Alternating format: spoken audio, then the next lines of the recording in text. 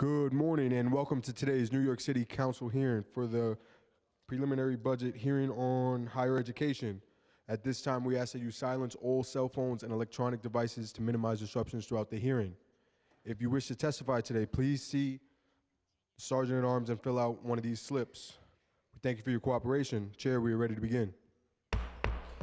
Good morning. I'm Eric Dinowitz, Chair of the Committee on Higher Education, and I would like to welcome all of you to our hearing on the fiscal 2024 preliminary budget for the City University of New York.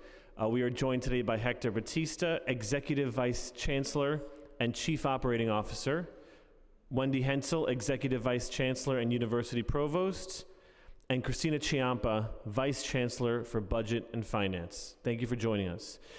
It has been my honor to sit as chair to this committee. As a CUNY alum myself and as the son of a CUNY alum, I know firsthand, and my family knows firsthand, just how important and critical CUNY is to the success of our city, to my personal success, and to the success of my former students. As a former public school education teacher, CUNY has been an incredibly valuable resource for them and has had long-lasting impacts on their lives. We are aware of the issues that CUNY has experienced and will endure within the upcoming fiscal year. During this preliminary budget hearing, there are 5 areas that I will cover. PEG's impact to community colleges, the disproportionate funding between our community colleges and senior colleges, CUNY programs that have eliminated or reduced funding, the state's executive budget compared to the city budget, and rise in tuition costs increasingly makes affordability difficult, which flies in the face of their mission to provide degrees without debt, which is in your advertisements. The OMB required agencies to cut their vacancies in half for the mayor's vacancy reduction plan.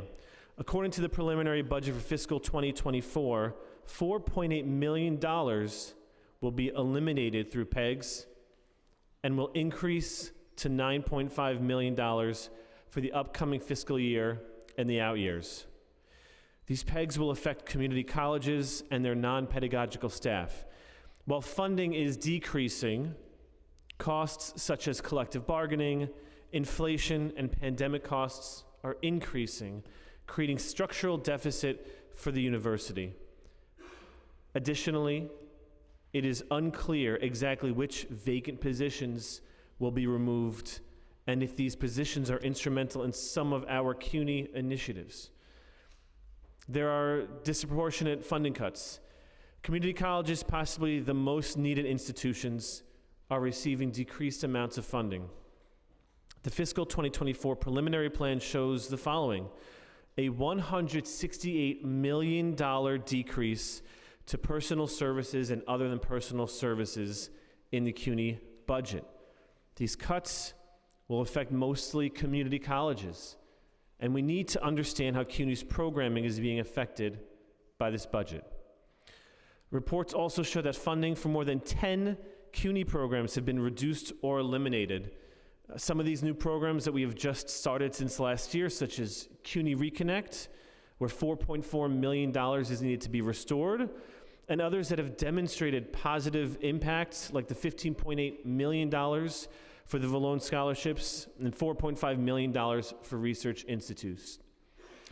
These programs provide vital services to students by providing academic, social, emotional support, and training for future careers, and they were not included in the preliminary plan. It is important to examine the origins of these issues now so that hopefully in the future we will not see these resources hemorrhage like they are today. Recently, the mayor made an announcement expanding the CUNY 2X Tech program towards first-generation college students of color and to begin a new nursing initiative that creates a pathway into the field. Both of these programs will provide incredible resources. However, we need to better understand how these programs are funded and how CUNY will provide outreach to ensure students enroll and reach the mayor's targets for these programs. And finally, we will examine CUNY's rise in tuition cost, and how this will affect affordability. It is understood that when enrollment decreases, that there's a reduction in revenue, and it will eventually raise costs. However, I'm questioning the resourcefulness of CUNY and their ability to recruit new students, something I believe we've brought up at every single hearing since I've been chair, including their advertising strategies, something that has been brought up, I believe, at every hearing since I've been the chair. Increased enrollment can help remedy some of these issues, and without it, there will be invariable costs to CUNY and its students, which mostly impacts our community colleges. Is CUNY implementing new approaches to attract students? I'm very concerned about this present moment and the city and CUNY taking its rightful position to ease the current economic and social plans for its students. The council's approach to its preliminary budget hearings is to ensure that the city's budget is fair, transparent, and accountable to all New Yorkers. While efficiency and performance have always been priorities of the body, today we plan to scrutinize the organization of the city's budget more closely. Our intent is to create transparency between CUNY and the council on all that keeps these schools thriving. We will now hear testimony from the administration. Before we begin, I will administer the affirmation. Panelists, please raise your right hand. Do you affirm to tell the truth, the whole truth, and nothing but the truth before the committee, and to respond honestly to council member questions? Thank you. You may begin when ready. Okay. Good morning, Chairperson Dinowitz and other members of the City Council Higher Education Committee. Thank you for the opportunity to testify today about CUNY's budget. My name is Wendy Hensel, and I'm the Executive Vice Chancellor and University Provost for the City University of New York. I'm joined today by Hector Batista, CUNY's Executive Vice Chancellor and Chief Operating Officer, and Christina Chiappa, our Chief Financial Officer. I joined CUNY's team approximately 10 months ago and have been privileged to witness during that time the collaboration between the university and the City Council for the benefit of all New Yorkers. Thank you so much to this committee and the entire council for your steadfast support of CUNY. We are here today to talk about our budget, and so it's important to first briefly report on how CUNY has continued to realize its mission and produce value for our students and New York over the past year. CUNY continues to distinguish itself and be recognized for our quality, affordability, and unparalleled record as an engine of upward mobility for our students and their families, and by extension, the city and state. Recent accolades include 2 of our CUNY community colleges, Ostos and Kingsborough, are among the 10 finalists in the quest for the prestigious 2023 Aspen Prize for Community College Excellence, regarded by many as the highest recognition for community college achievement in the nation.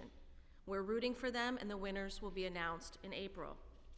6 CUNY senior colleges were among the top performing public colleges in the northern United States in the 2022 U.S. News rankings, and 7 CUNY colleges were among the top 20 universities. 10 CUNY colleges were among the nation's best in promoting economic mobility, according to Third Way, a public policy think tank that is creating an economic mobility index for students from low and moderate income families. Queensborough Community College ranked as the best community college in New York State for its stellar educational outcomes and affordability by finance website WalletHub. And the City College of New York was recognized as the top-ranked public college in the nation by the education research organization Degree Choices. Apart from these institutional accolades are the countless honors and awards individual CUNY faculty members, staff, and students have won in a wide range of fields over the past year.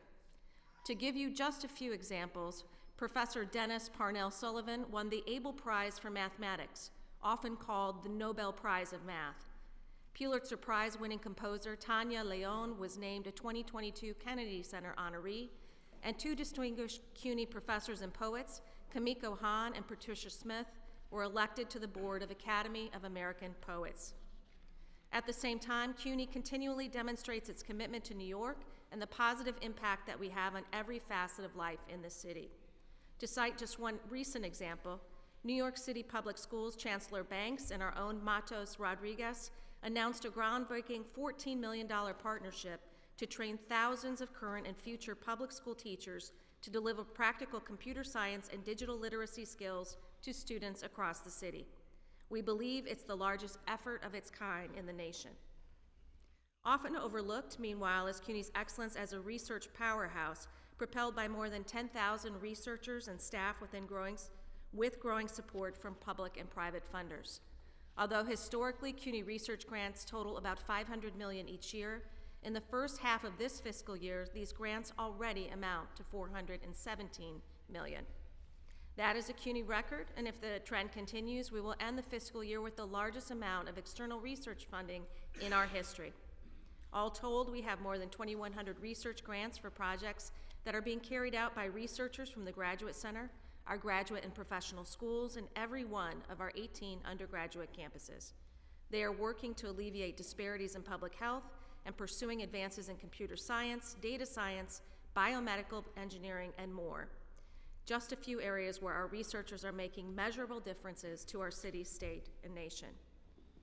A key focus as well is CUNY's diversity, which contributes mightily to these outcomes. In 2022, the CUNY Graduate Center was found to be the second most gender diverse of the nation's R1 higher education institutions. Additionally, 20% of the Graduate Center's full-time graduate students identify as underrepresented minorities. Along with CUNY's ability to harness expertise across its 25 geographically proximate campuses and build focused and transdisciplinary research teams that are recognized globally, CUNY is a major research center. Research at CUNY is also an important catalyst for degree completion and building a more capable and diverse workforce. As you mentioned, CUNY, like so many other institutions of higher learning, has faced enrollment challenges consistent with nationwide pandemic trends. We are making strides in enrollment through creative approaches and a focus on expanding CUNY's access mission to higher education. We opened this semester with a wonderful announcement about CUNY Reconnect, our initiative to re-engage thousands of New Yorkers who began college but stopped out before they completed their degree. CUNY Reconnect was proposed and championed by New York City Council Speaker Adrienne Adams and funded by the city. I'm happy to report that more than 16,000 students have signed up for classes through Reconnect this academic year, surpassing the original goal of enrolling 10,000 returning students. We are grateful for this support, which has made a real difference in people's lives. We are also working hand in hand with the New York City Public Schools to make sure high school seniors have the information and counseling they need to apply to and enroll at CUNY. Approximately 80% of our student population attended city public schools. We are proud of them, and from March 1st to April 15th, CUNY will be waiving the $65 application fee for the New York City Public School students to encourage them to continue their education at CUNY. This is not just about boosting enrollment. It is a campaign to empower our young people and prepare them for New York City's workforce. We also know that a key aspect of student success is creating clear pathways between academic studies and the careers that students want. We are equipping our students for good job offers after graduation by forging new public and private partnerships, such as the CUNY Inclusive Economy Initiative, which aims to connect 80% of CUNY graduates to careers by the end of the decade through paid internships and also mentorship opportunities. Another partnership with New York City, CUNY Upskilling, will help thousands of New Yorkers acquire the skills and knowledge they need to secure jobs in the field that are most in demand. We know the impact that paid internships have on our students' success: higher starting wages, a higher number of students who graduate with job offers, and invaluable experience that helps them get a foot in the door. We are expanding all of these opportunities with your help and the help of the state, but more needs to be done. We are eager to expand the percentage of our students taking advantage of these programs, but we need help to do that. Finally, I wanted to briefly address an area that I know has been of special interest to this committee: the rise of anti-Semitism nationally, including in higher education. I'm pleased that we are engaging in important work on many fronts to combat hate and ensure the full inclusion of our Jewish students. To give just a few examples, the university is partnering with Hillel International's Campus Climate Initiative to address the global uptick in anti-Semitism while fostering a welcoming community for Jewish students. 7 CUNY colleges are taking part working with Hillel to understand how Jewish students feel on campus and adopt policies and programs that meet their needs. This academic school year, CUNY also distributed $750,000 to 24 colleges and the central office to address all forms of bigotry, including anti-Semitism. The central office is providing professional development and faculty engagement, while the colleges are hosting programmatic opportunities, training, and events that strategically respond to discrimination and meet the needs of their communities. CUNY also recently announced the launch of an online portal to report instances of discrimination and retaliation, allowing for a standardized process from which the university can analyze trends in reported incidents. Our college presidents are required to file semi-annual reports on cases that are submitted through this portal and to use the data to develop policies and training. I'm happy to provide you with more specific details in the question and answer session if you would like to explore any of these initiatives further.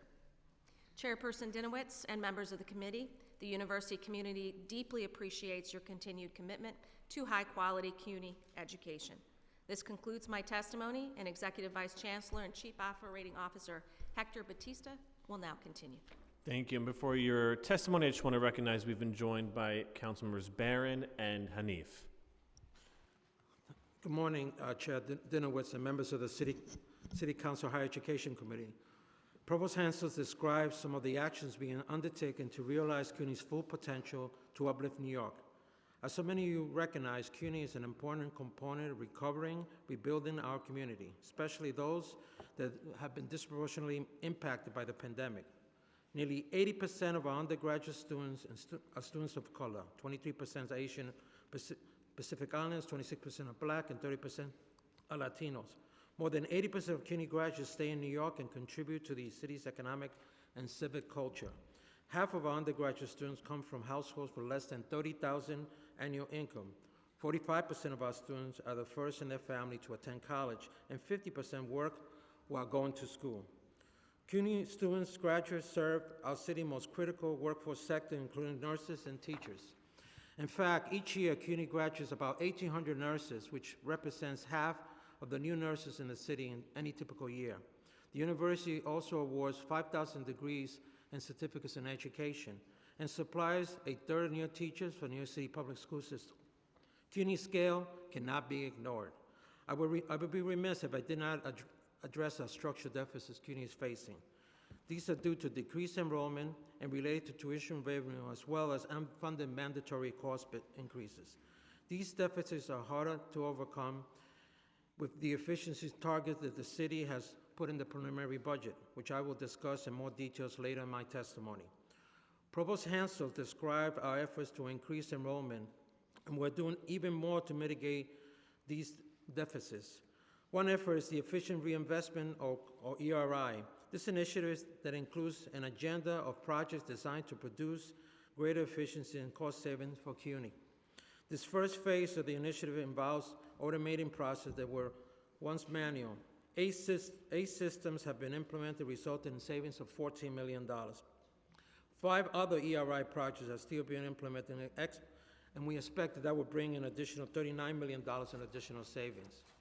A new enterprise resource planning solution, HR Finance, will align business operation to industry best practice that results in significant and additional productivity savings.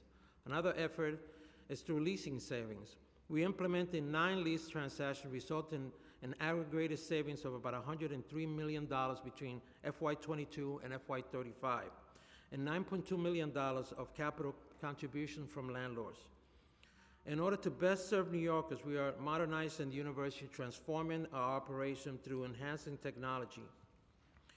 We replaced CUNY First, which is our main database system. This system supports our students, faculty, and staff, and manages the administration functions and human resources, including recruitment and payroll, and provides financial accounting management functions supporting CUNY's business operation. We are replacing the system and migrating to a core function that is cloud-based supported.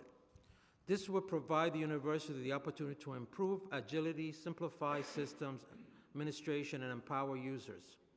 We're also replacing Blackboard, which allows students and faculty to participate in class, deliver online, or use online materials and activities to complement the face-to-face teaching. We will migrate to the new learning management systems, which will impact all faculty and students, and implement a new customer service relation management system, which will manage all aspects of communication with students, beginning from the recruitment to when they graduate in the journey at CUNY. Additionally, we will deploy the new system of technology to focusing on enrollment and focusing on adult continuing education. This will provide more seamless pathways to become degree seekers and demand workforce. As we transform, we will engage in multifaceted cybersecurity initiative to identify and protect against potential risks and threaten the university IT assets. Turning to the city's preliminary budget, the January plan includes an additional PEC of $4.8 million for FY23, which analyzed goes up to 9.6 for FY24. PECs in the current year total 39.1, which that grows to 49.7 in FY24. CUNY has received funding for some mandatory costs such as fringe benefit, building rentals, collective bargaining, which are very helpful. But these reductions are significant, unsustainable, and long-term, and consider the financial challenge that the university is facing. We also have unfunded costs across the university. Additionally, we have ongoing programs that have not been funded. They total $2.5 million. These are Accelerator Completed and Engaged program, which is an ASAP equivalent for the senior colleges. ACE speeds up time graduation significantly, thereby reducing the cost for the students in the university. CUNY Inclusive Economy Fund was not funded for $5 million. The initiative is a public-private partnership that aims to connect CUNY graduates to careers important to both students' economic mobility and the city's economic recovery after the pandemic. The Brooklyn Recovery Court Program at Medgar Evers for $1 million is also not funded. This program matches students, interns with not-for-profit organizations, small business in central Brooklyn, to engage in real-world, hands-on learning experience projects and also help in the recovery in Brooklyn due to the pandemic. We greatly appreciate the City Council past and continued support for CUNY. The preliminary budget does not include funding for over $30 million of funds that was provided by the Council in fiscal year 2023. Those programs are the Vallone Scholarship, Citizens Now, Research Institute, Development Education Program. We're asking the Council to restore those items as well as $4.4 million, as the Chair alluded, and the CUNY Reconnect and advocate for its expansion since it's been a huge success. On the state side, we're relying on the funding floor that has been provided to the community college that maintains prior year funding. However, in FY24, the state executive budget language indicates that funding floor will not be considered. We do not have funding. If we don't have the funding floor, we would then realize a loss of about $59 million for the university. Before I discuss the capital budget, I want to share with you the productive steps that we're taking to improve our facilities. We're performing facility condition assessment study to have better control of existing condition of each building component and its immediate maintenance across the university. We're also assessing and finalizing and working with the DOB on an initiative to allow us to be able to better respond and be able to address the open violations. And upgrading our building maintenance, work order tracking system to improve routine preventative maintenance tracking system. Finally, we are realizing our maintenance team to provide more central support to campuses to improve building maintenance. CUNY is utilizing best practice to develop the standards to better support and better address all our facility needs across the system. By doing these measures, we'll be able to continue to provide our campuses with the support that they need. On the capital side of the budget, we have over 29 million square feet and over 300 buildings across the university. Those buildings are extremely important for us to continue to do the work that we do as a university. CUNY focuses on maintaining and improving those facilities are essential to our success. The project in our capital program preserve the university infrastructure, recapture spaces that are underutilized, improve technology, provides campus expansion where necessary. Improving the university facilities infrastructure portfolios enable CUNY to serve the city and the region. With graduates trained in high-demand positions, having these facilities in a state of good repair is what they need. As you know, the senior college capital projects is funded 100% by the state. We also get some funding from elected officials. Our community college, though, are 50% funded by the city and 50% funded by the state. The state requires that the city provides the first 50%, and then the city will then come and provide the additional funding. We're asking for $755 million in capital support. Thanks to the city and the state past support, we have recently completed 184 projects, allowing us to increase our completion rate to approximately 10%. Currently, we have about 340 active projects, 52 in the Bronx, 69 in Brooklyn, 23 in Staten Island, 104 in Manhattan, and 94 in Queens. It is estimated that the budget remains in construction values about $1.1 billion. The university is also focused on its effort to climate change, sustainability, and energy conservation targets. Local Law 97 asked the university to reduce the greenhouse gas by 40%, baseline in 2006 to 2026. CUNY completed a detailed action plan, or EMP, initially to be able to really focus on our community college. We're now developing a plan for our 11 senior colleges. We know how important it is for CUNY to do his share, and we're now on target to be able to complete and be able to meet that goal. But we need additional funding to continue to meet that goal. We need funding of about $600 million. Where there are a number of challenges, we're extremely optimistic about the future of this great university.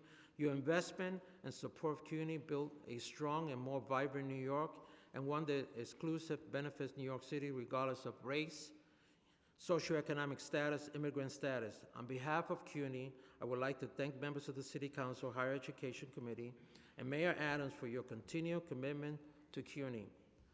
That concludes my testimony, and we're happy to answer your questions. Thank you. Thank you for your testimony. I'd like to note that we've been joined by Councilmember Vernikoff.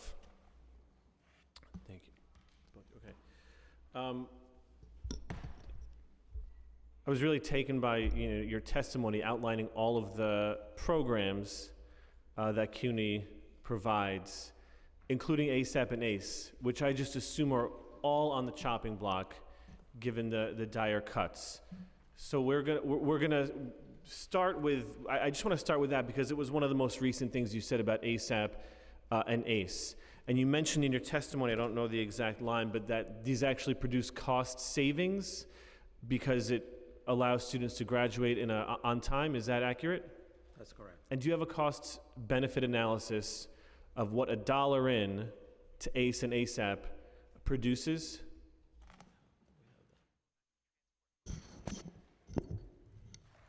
Yeah, yes, we do. There was a study done, and a couple years ago when we were doing the ASAP, right, and the ACE now expands to about 7 senior colleges. So there was a big study done that did show that it actually, because students are graduate quicker, it is actually less costly to us. So we do have that study.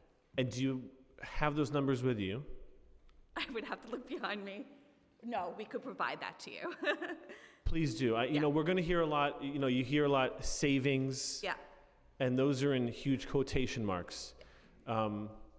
Because programs like ACE and ASAP, when we get the numbers, we'll be able to say, whoever you're looking back at, for certain, that we're not saving money. We're by, what do you call it, penny wise, pound foolish? Yes.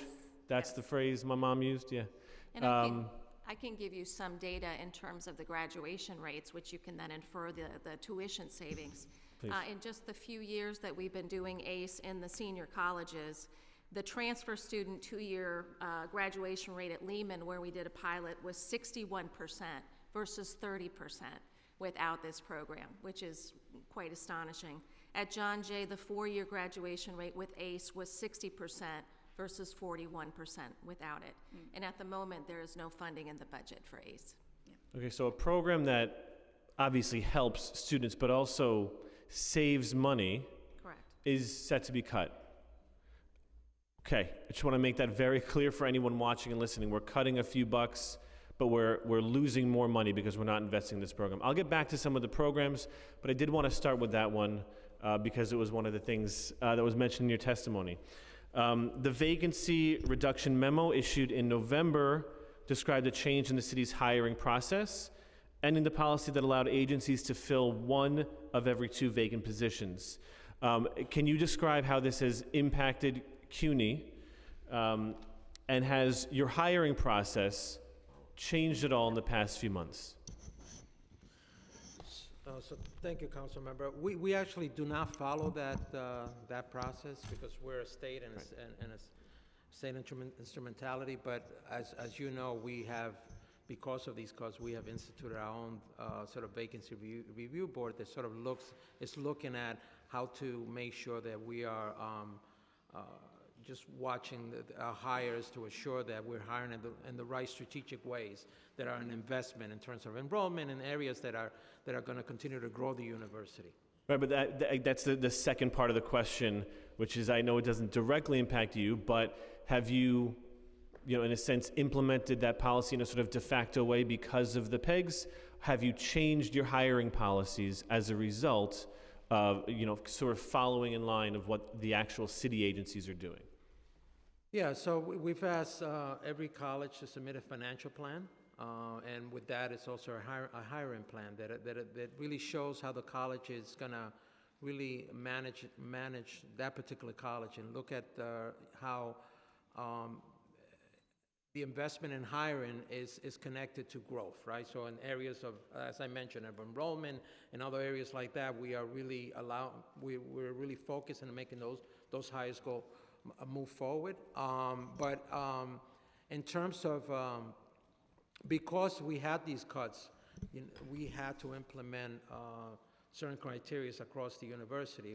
First set of PEGs is a 2% that save roughly about $75 million, and the second PEG is about 5%, which is going to roughly save about another $100 million or so. So the idea here is to really try to, as we're trying to navigate these very challenging times, to be very prudent in terms of how these hires across the university are being implemented.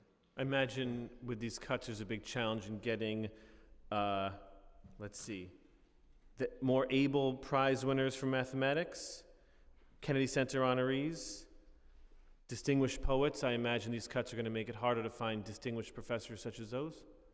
It's extremely challenging not only to recruit that type of talent, but more importantly, to retain it when we don't maintain competitive salaries for these type of distinguished professors. That's correct.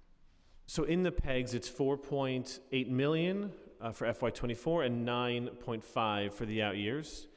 So there's, the OMB reports there will be 156 vacant civilian positions that will be removed from CUNY's budget.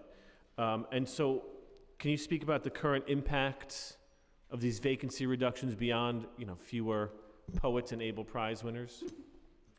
Sure. I don't think we could talk about the PEGs in isolation because what's going on at the community colleges is much more than just the PEGs.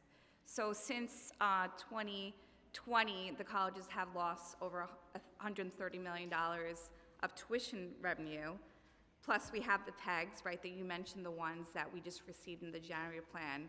But according to our calculations, the total is rises to about almost $50 million. And then we have the added pressures of the inflation, I think, as you mentioned in your words, and also we have some other mandatory costs that are not funded as well. So I think these overall items really add up to the fact that the colleges are taking some really deep dive measures in order to save money. Hector mentioned the 2 savings plan.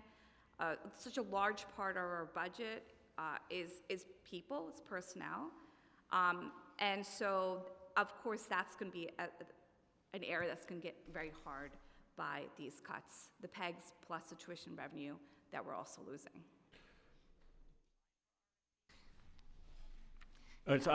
Okay, so we're told in these. I'm interested to know what you foresee. I want to mention we've been joined by Councilmember Brewer.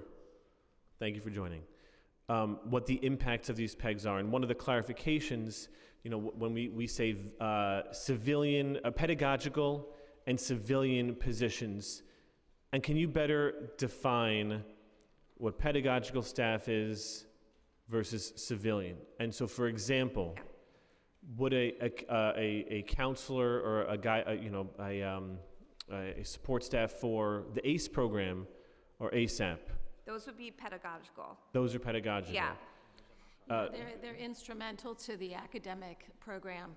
Just to circle back to your question. Well, let me just put, everything's instrumental to the academic program. That's true. And, but it is student touching.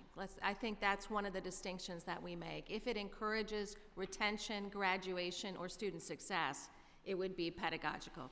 Does that include your mental health counselors? Yes. Absolutely. That includes the Office of College for Students with Disabilities? Yes. And that includes your single-stop successor programs, for instance, working in the food pantries, HRA, housing help, healthcare help? I think it depends. I'm going to say it depends a little bit, because my understanding of the distinction that is made in the city is that a lot of the non-pedagogicals are the facilities, public safety, but it also could touch some of the different levels of some of the staff within the office assistants and things like that as well, the support staff. Are you pedagogical? I would certainly say am. yes. I think that we would be considered in that category. Yes. What it sounds like, what I'm hearing you say is that, it's almost like don't worry about these cuts because no position will be cut of anything that impacts No. student. I mean, but that's what it sounds like. So I'm trying to get a sense of how let me give you impactful an this will be to the, yeah. Yeah, I think it's perhaps easier. This is such a large-scale operation that sometimes seeing it at the smaller level helps communicate the impact. So I have the answer to your question because of my very quick folks behind me. Thank you, folks behind her. ASAP cost per graduate is $6,500 less than a comparable student. Right now, there is no funding for ACE, despite the fact that the city in 2020 began this program, and it currently has students that are in a multi-year phase. So if there's no continuing support for the program, there's no continuing support for students who are already in the program. So it's not about just the expansion of the program, which we'd like to do, but the continuation of it. So as a result, for example, you asked the impact. Right now, I have asked to put a hold on my ACE and ASAP rehires to fulfill these positions as we identify whether we're going to be able to serve these students at the level that we've promised to do so, because we can't bring them in without a commitment to continue. Right, you say it saves $6.5 thousand per student, is that what you said? That is correct. And how many students is there? There are 80, over the time since it's been there are 25,000 per year in ASAP. There's about, I don't want to give you the wrong number, 5150 in ACE. There have been 88,000 over the course since we started doing ASAP. So, I mean, it is probably, I think, 25% of our enrollment in community college. Okay, it sounds like significant savings to me. Very significant. Okay.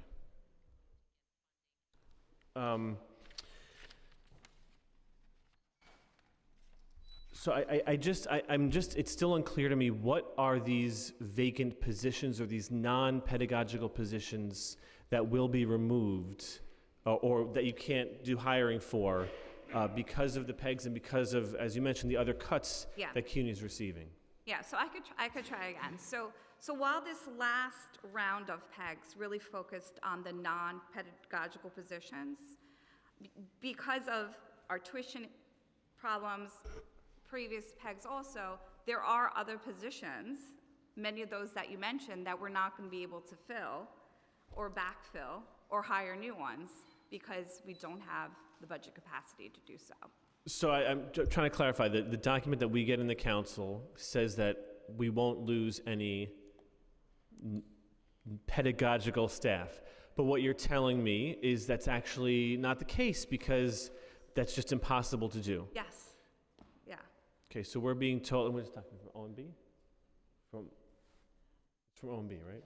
So we're being told one thing by OMB from the city, but but you who are actually doing the work, doing the hiring, and supporting, and doing the work for our CUNY system are telling us it's just not the case, that with these cuts, you will have to either not rehire or cut pedagogical staff.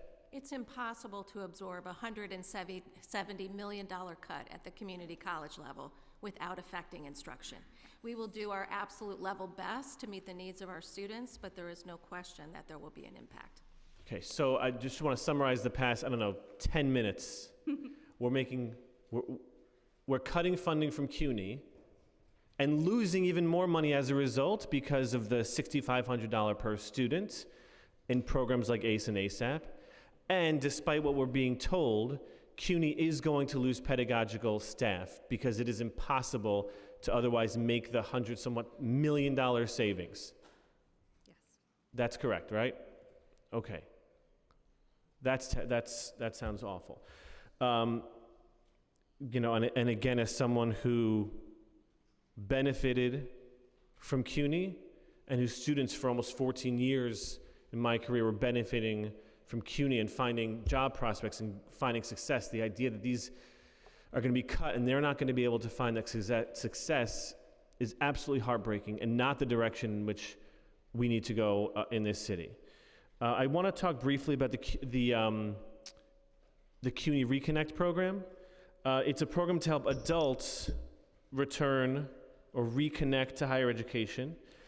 Although it was recently reported that CUNY has allowed recent high school graduates to attend this program instead of the intended demographic, since they need the same support that CUNY Reconnect provides. Can you just describe that process a little more? Well, CUNY Reconnect is really about connecting directly with students who have stopped out. And I don't know about that connection to high school students. We can ask that question here in a second. But it is a high-touch engagement to really reach out and very specifically and very personally identify what are the barriers to your re-entry to school, how can we assist you, and how can we help put you in the correct school that meets your needs. And obviously, given the incredible success, the target was 10,000 students. We are now at, I believe, 16,600, somewhere in that nature. So at least as it relates to adult stop-out students, I know that's the original intent. But many of these personnel, as you can imagine, are working in admissions, and so there may be some additional students who are also benefited from that staffing. Right, and so what would happen if more recent high school graduates enroll and get the support of CUNY Reconnect? How will you serve the intended demographic? Well, they would be traditional first-time freshmen, and so all of the supports that we have in place, it's a little different for our stop-out students, where we're specifically focusing on the retention aspect. If it was a first-time freshman, that would be ACE, ASAP, those programs, connecting them in, TAP, part-time TAP, and the advisement structure. So it's very similar. The difference is that with the adult students who stop out, there tend to be more myriad concerns about past debt and things of that nature that we work through with them very specifically. But any student who's in that same circumstance would benefit. Right, and just going back to the finances now, the 16,000 students, you mentioned enrollment is down, enrollment's always a struggle. Is there any sense about how much funding that those 16,000 students provide to CUNY through their tuition? I don't have that.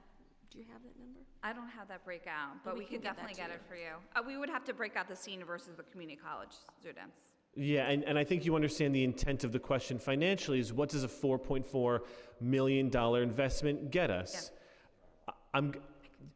It is the right thing to do to ensure that students have access to education. It's the right thing to do to provide the resources and the supports they need to re-engage in college. But I would also guess that there is a financial gain just as there is in ACE. It is the right thing to do to support students through counseling, but it ends up saving us money. And I'm going to guess, if you provide that information, the CUNY Reconnect probably has similar financial benefits. It does, and the one thing that I would urge this council to consider is it's not just the benefit to the student of the enrollment and the tuition and the support that goes into serving our students at scale. It's the economic benefit to the city of New York of significant additional revenue over the course of that individual's lifetime.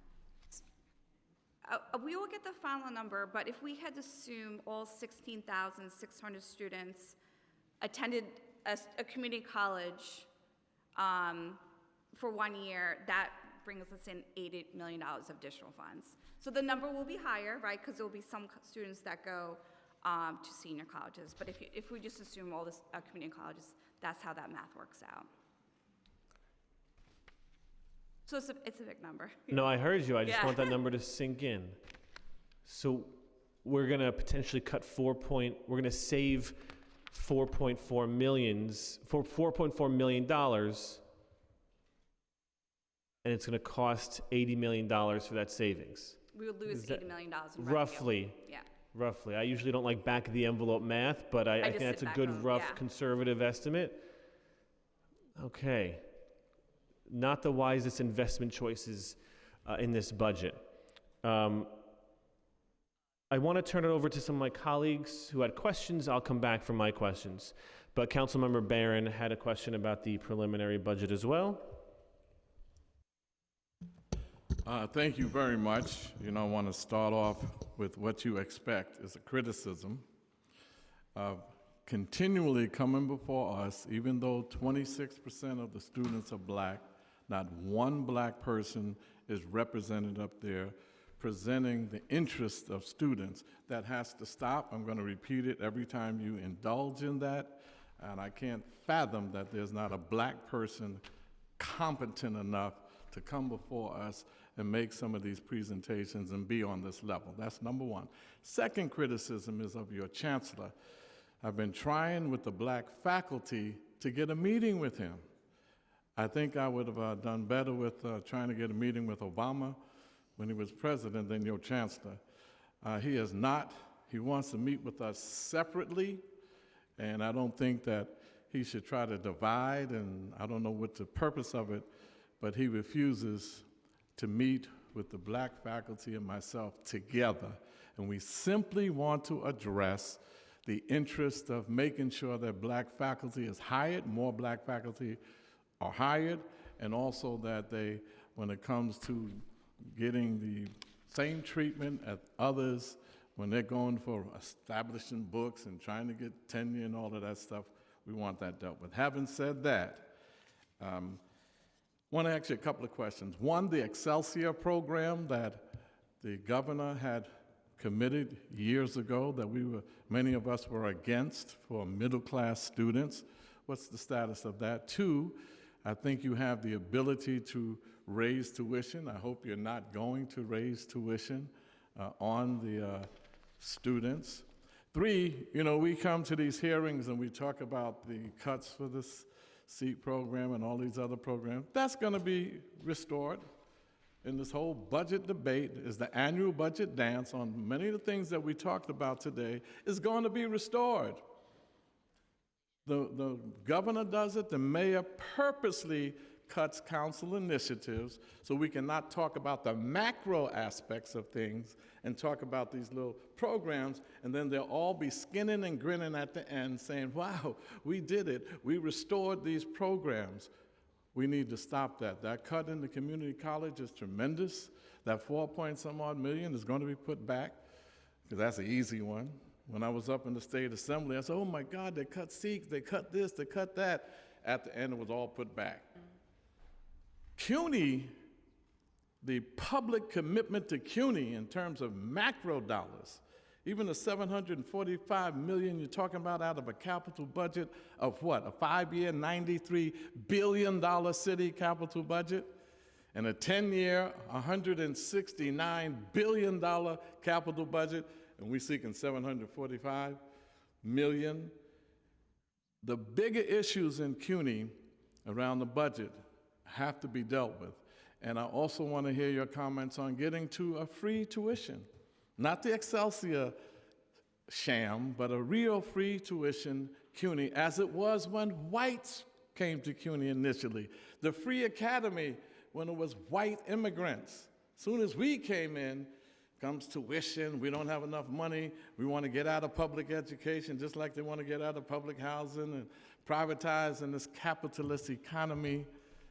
So I want to hear some of your more progressive thoughts on CUNY, not the same old annual budget conversation on programs that are going to be restored, when in fact we have a major problem with the flat commitment on the state level, which should be increased, and a decreased commitment on the city level with this closet Republican mayor.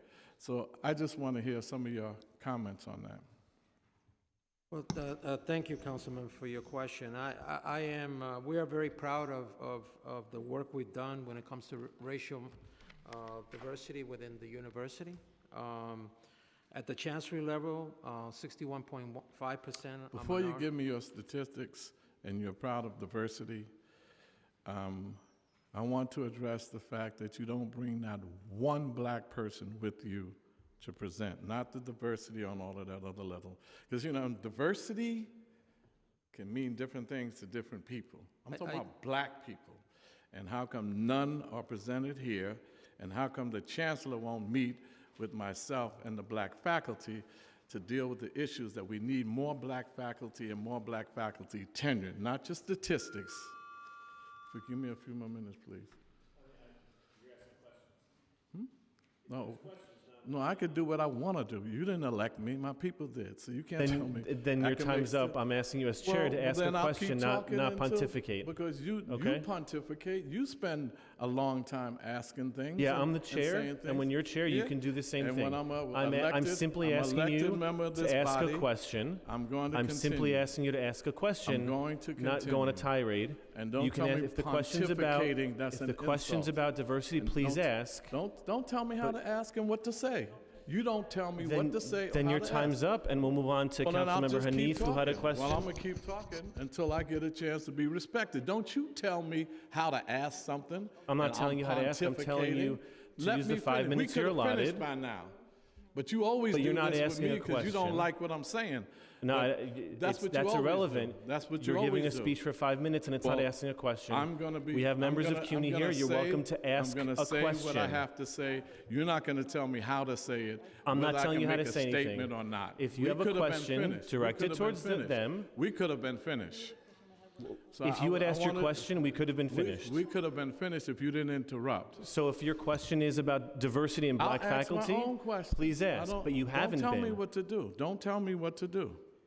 Your 5 minutes are up. I'm I'm gonna keep extending your talking until I time get so an that you can answer. ask a question. If you choose not to ask a question, you're welcome I to don't not like ask a your question. condescending lecture to me, so stop it. There's no lecture. Stop it, and just let me finish. Council member, Stop it and let me would you finish. please direct your question? Stop it and let me finish. So you can continue your answer. Sure, thank you, Council Member. So as I was stating, we're very proud of the diversity that we have across the university. The Chancellor has really focused on, even at the president level, eight of our presidents are I black and understand. I'm African talking about the American. black faculty, though. On the faculty side, The I could give- problem.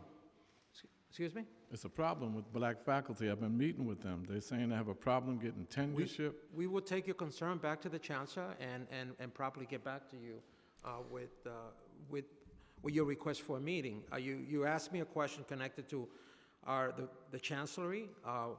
Even just sitting behind us, we have a Vice Chancellor who's been in front of this committee testifying. Vice Chancellor Maybach, who is a Vice Chancellor for Student Affairs. So we were very proud of the diversity that we within the Chancellery and across this and at the highest level of the university. So What about we the will continue. student We will- tuition? The tuition, are you going to increase tuition on students? Tuition is one of the many things that we look at as we look at our budget. We're always been supportive the tuition as one of the many things that we look at, right?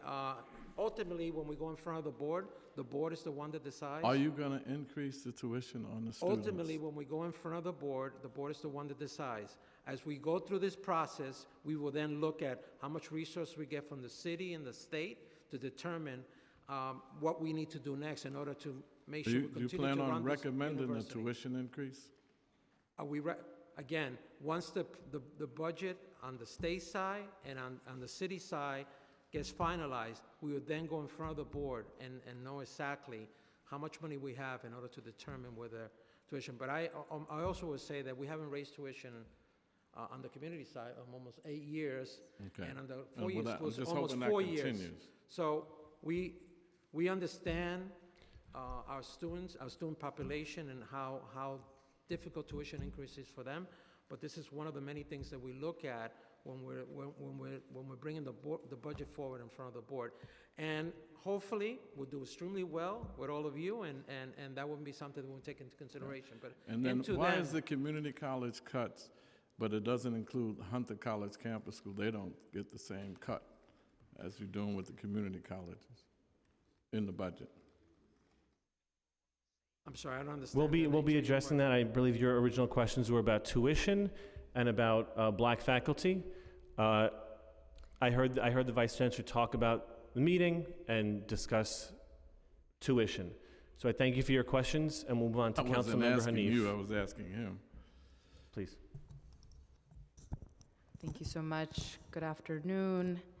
I'm Councilmember Shahana, former CUNY student, proud graduate of Brooklyn College, and the way I like to talk about CUNY is that CUNY saved my life, and it is the gateway to a stronger democracy in our city. It is the gateway to incredibly talented public servants and elected officials, and so we really, really need to make sure that disinvestments are not the conversation that we are talking about every year. And so it is really incredibly frustrating to know that CUNY is once again on the chopping block, particularly in a moment when we need to be fast-tracking and finding ways to bring in more students and support current students, and of course support faculty, and especially faculty of color, and you raised the point about retention, and so we're aligned in those facets. What input did you receive from the CUNY community, including students, faculty, and staff, before making the decision to make these cuts? Are you referring to the savings plan that we put forth? What are you? Tell me about the savings, and then we can also walk into the OMB proposed cuts as well. So we have two savings targets for the colleges, 2% in fiscal '23, and that grows to about 5% in fiscal '24. We had given the colleges targets on what their cuts would be individually, and each of the colleges have been instructed to, when they develop their savings plans, that they have to consult with and engage both student and faculty elected leaders. How So- does that happen? Could you walk me through that? Yeah, I could tell you from my perspective, it's really something that's on my campus, and maybe, I don't know if Wendy or Hector want to chime in. Typically, there are committees on the campuses. There's a budget committee that entails, that includes both elected and student leaders. I would say that each college definitely engages that committee, but they probably have some other individual processes that I probably just wouldn't be able to talk to right now. But So it was there definitely isn't- something we've made very clear that they need to do when developing their plans. They're instructed to do Yes. some deep engagement, Yeah. but there's no sort of standard way of bringing in those comments or feedback. Committee structure and faculty governance would be somewhat unique on each campus. So that's one piece of it. It wouldn't be a specific go to this committee because the committees are different. But it would be with faculty leadership in terms of that dialogue. The other piece, I've worked very closely with all of the chief academic officers across CUNY to identify hiring priorities for faculty. so that we ensure that as their strategies, as you pointed out, we have to take an investment strategy, even in a time of serious budget cuts, so that we ensure that we preserve their strategic directions about new programs and what the needs are on campus as they come forward to us. And one more point, we heard from our presidents that they needed to do more consultations, so we extended the deadline of. What was the timing for the comment period? It was several months. And we extended that period by an additional 2 weeks because we made it very clear that it was extremely important for them to have additional consultation to make sure that all those voices were sort of heard. And furthermore, on some campuses, most campuses have also a vacancy review board, so there's an additional process. I also meet, like Wendy, I also meet with the comparable COOs and something called the Administrative Council, where we also have further discussions about how these cuts will be implemented and make sure there's consultation. So we definitely try to make sure that the message gets out across the university. Sure, I get that. I guess I was hoping that you'd be able to provide if it's a 2-month feedback period versus a 6-month, and then you mentioned that it was extended to 2 weeks. And then my other expectation was that you'd be able to share, given that it's the first time I'm hearing that it differs from school to school, what exactly the input process looks like. So I'll reach back out for that information. And then on OMB, they're the ones setting the PEG goals for CUNY, correct? Correct. Did OMB indicate that PEGs would be reconsidered if they impact educational quality, student or faculty retention, or any other key equity or quality indicators at CUNY? We have not heard that, no. What have you heard from them? We just heard that these PEGs were coming. Just the PEGs. Yep. And then, is the administration willing to consider these cuts if there is potential negative impact on students and educational quality for CUNY? Are you able to respond to that? Is your question, are we going to do those, are we going to implement the PEGs if it's going to affect? Correct. You know, obviously, all those things take into consideration. We do have to manage the university in a fiscally responsible way, and we take all those into considerations as we're making decisions, so. I mean, I think it's fiscally irresponsible if we are losing students or the capital needs are at a higher than ever before, and all things considered. So we really need to focus on restoring CUNY, and to Councilmember Barron's point, bring it back to its visionary early days when it was tuition free, and anchor it in ways that support it for generations to come.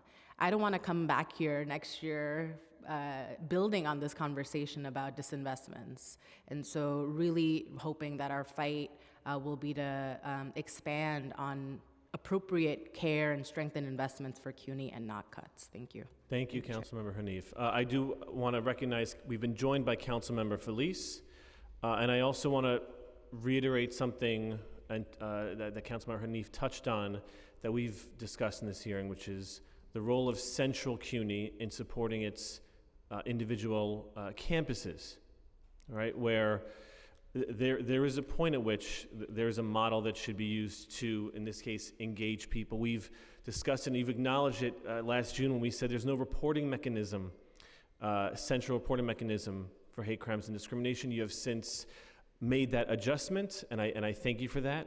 And I think it's important to recognize that there are a lot of initiatives that do need a central role. I want to turn it over to Councilmember Brewer for her questions. Thank you very much. The first is library hours. The students I talk to complain that they're not what they used to be. Is there a cut to library hours across all campuses, and can they go from one campus to the other to use the library? My understanding is that is set by campus as they distribute their resources. I don't know if you, so. Okay, but I'm just saying that overall, somebody should look at it, because the complaint is that there are cuts. You want to have almost 24 hours for libraries, so I do think you should look at it. Students complain about it all the time, and with all due respect, I wouldn't just say it's up to the campus. I would say we're going to deal with it. Are you gonna deal with it, look at it? We're going to take a look at it and get back to you, Councilwoman. Second, For sure. I'm a big believer in and I know the chair is also, with the DOE and CUNY and the affinity contracts and the CUNY early colleges. So describe what happens with the DOE when funding has been decreased, and do the vacancy reduction plans have anything to do with these reductions? If so, how? I always believe, actually, not only do I believe in this program, but like Hunter Science, et cetera, I think CUNY should take over some of these DOE campuses, because you do a great job, but you need the funding. But let's just talk about the early colleges. So there's approximately 20 early colleges and P-TECH schools, and I think you probably know that CUNY waives its tuition for all courses and then shares specific direct instructional costs with the Department of Education, things like faculty and textbooks. And at the moment, we serve about 9,400 students, 71.7% of which earn college credit before graduation, so very significant. I know them well. Yep, and in fact, I was, as a newcomer, was surprised to hear that the average number of credits earned is 25.2. Right. Which, you know, is almost an entire year of Certainly college. true at Hunter Science. Keep going. Another 55% of those who are enroll within 6 months at CUNY, so it's also a clear pipeline into higher education. There's some discussion of cutting that budget from the Department of Ed, as they have their own pegs to address. Cut the whole thing? Not cut the whole thing, but cut some portion of You that. don't know what portion? I do not. So CUNY would cut and DOE would cut? Is that what you're trying to tell me? I'm not suggesting that we would cut. I'm suggesting that if funding from the Department of Ed also is reduced by the city as it relates to these programs, then we have a double impact that affects these students. So And we so need to we'll pay- have to manage that. We need to pay attention to that. Yeah. Okay. What about, with all the cuts in general, particularly the community colleges, how do you attract faculty if you've got, you know, these kinds of cuts? What are you doing specifically, and what can you say about how the cuts would hurt attracting faculty, full-time faculty? Sure. There's no doubt that money matters in terms of recruiting, right? And so to the What do you spend now, or how do you, what kind of dollars do you spend now attracting faculty? Is there some budget associated with it? It's done by colleges, as colleges allocate which areas they believe they need for instructional purposes and maintaining class size, different areas they're trying to grow. So that would be a very micro kind of decision at the college level. One of the things that I hear, I know you hear from the students about library hours, I hear from faculty that we aren't able to provide professional development money to attend conferences and to do training and to continue to advance their own professional skills. That's in very limited supply now, and is very likely to be more so later. And so, you know, we are left with trying to identify non-monetary ways of retention, things like creating research, faculty fellowships in research, and creating new recognition for teaching and service, and things that we can try and continue to encourage that achievement. What about graduation rates? Same question. How specifically do the budget cuts impact? I'm focusing on community colleges because that's what the city does, but Yeah. in general. So there's no question that it has an impact, because the number one programs that we have right now are ACE and ASAP. Focusing on community specifically would be ASAP. Oh, John Maglufo, yes. And so, That's all, we call it the John program before you were here. thank you. Those graduation rates raise as a whole for all community college students with these programs. They raise significantly for those students in these programs. So to the extent that they're compromised at any level, and frankly, our ability to scale them to a broader set of students so that it's not just a small portion that are served by these more intensive services. It's problematic.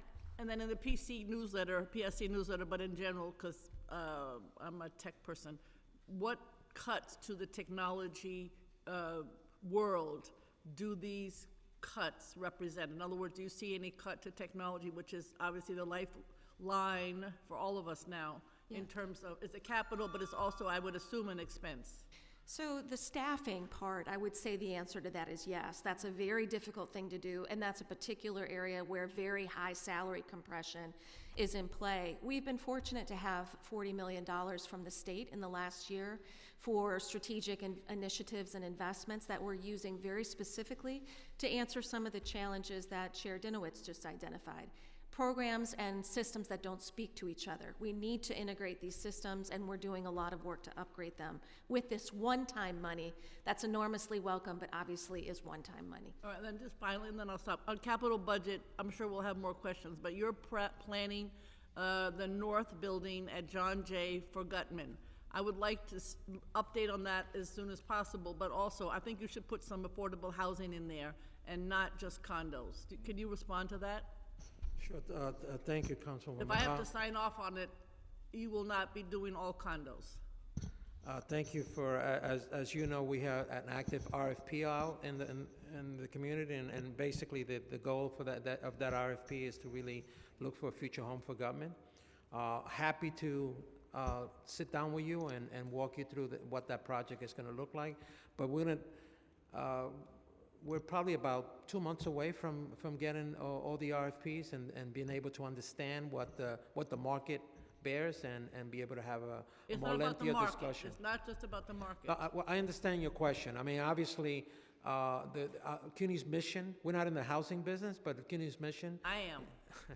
CUNY's mission is a mission that really make sure that we are serving a broader community. So as we look at our development, we will make sure that we're serving a broader community.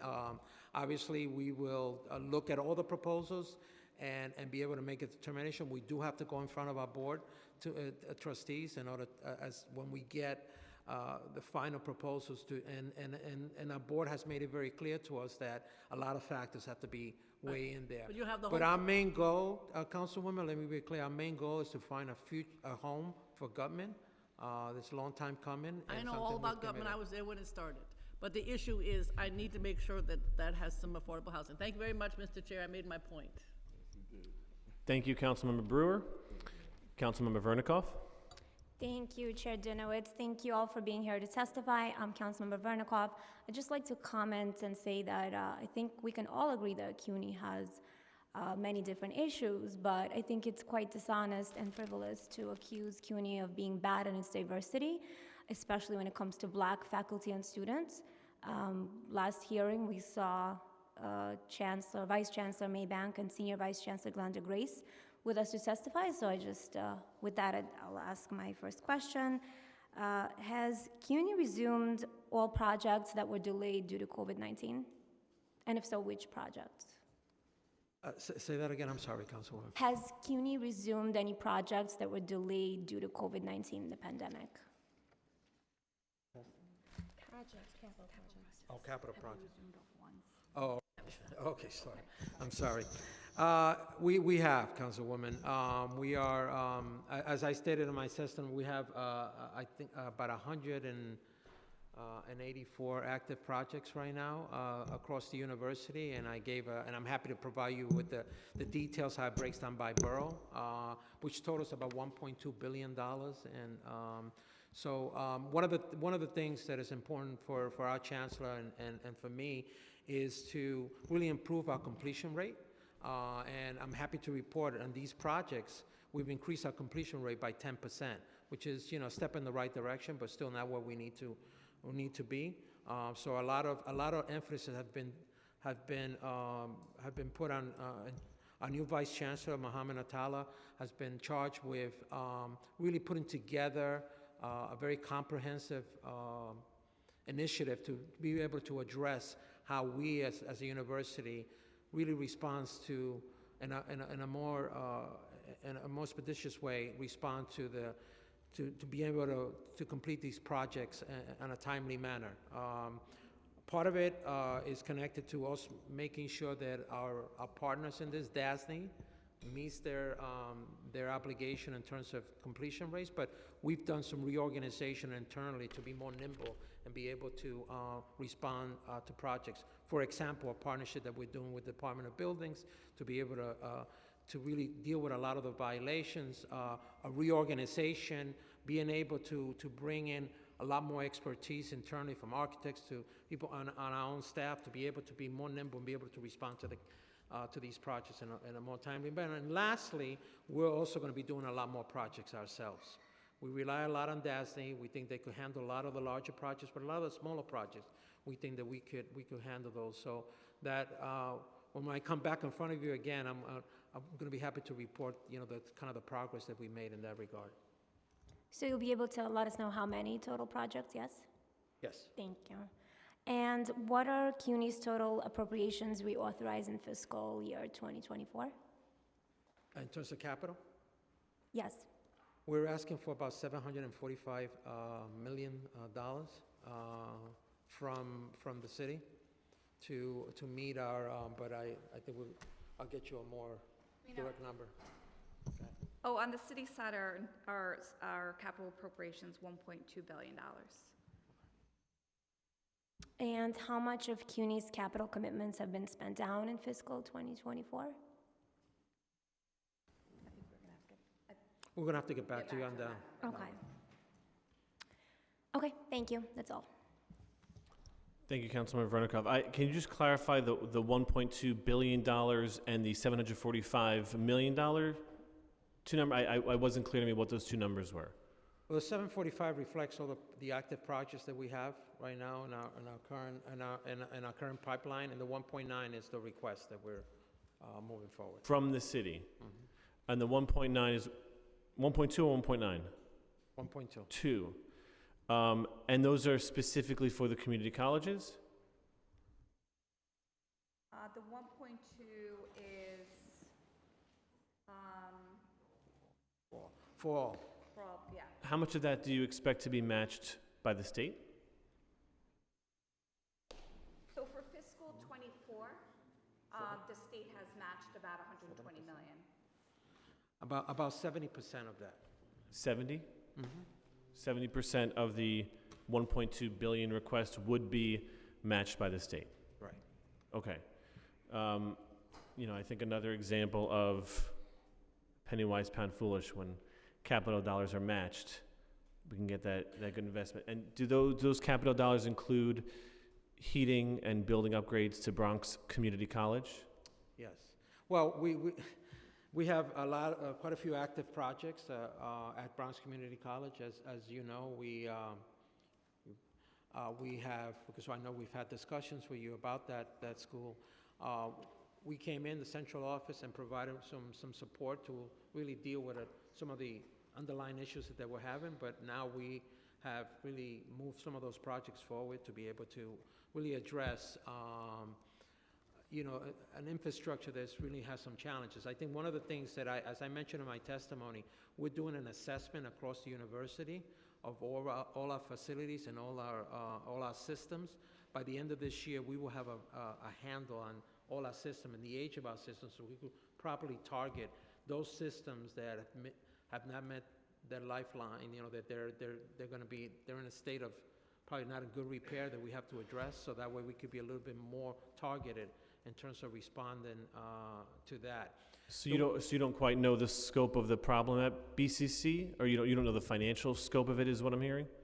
No, we do know that, but I mean, we thought that because of the challenge that we were having at Bronx Community College, we decided to do a system-wide analysis of all our system, and we brought in a company to really begin to address that. And in January, we started with about a half a dozen colleges, and by the end of this year, we will have a complete assessment of about 300 buildings and 29 million square feet of space.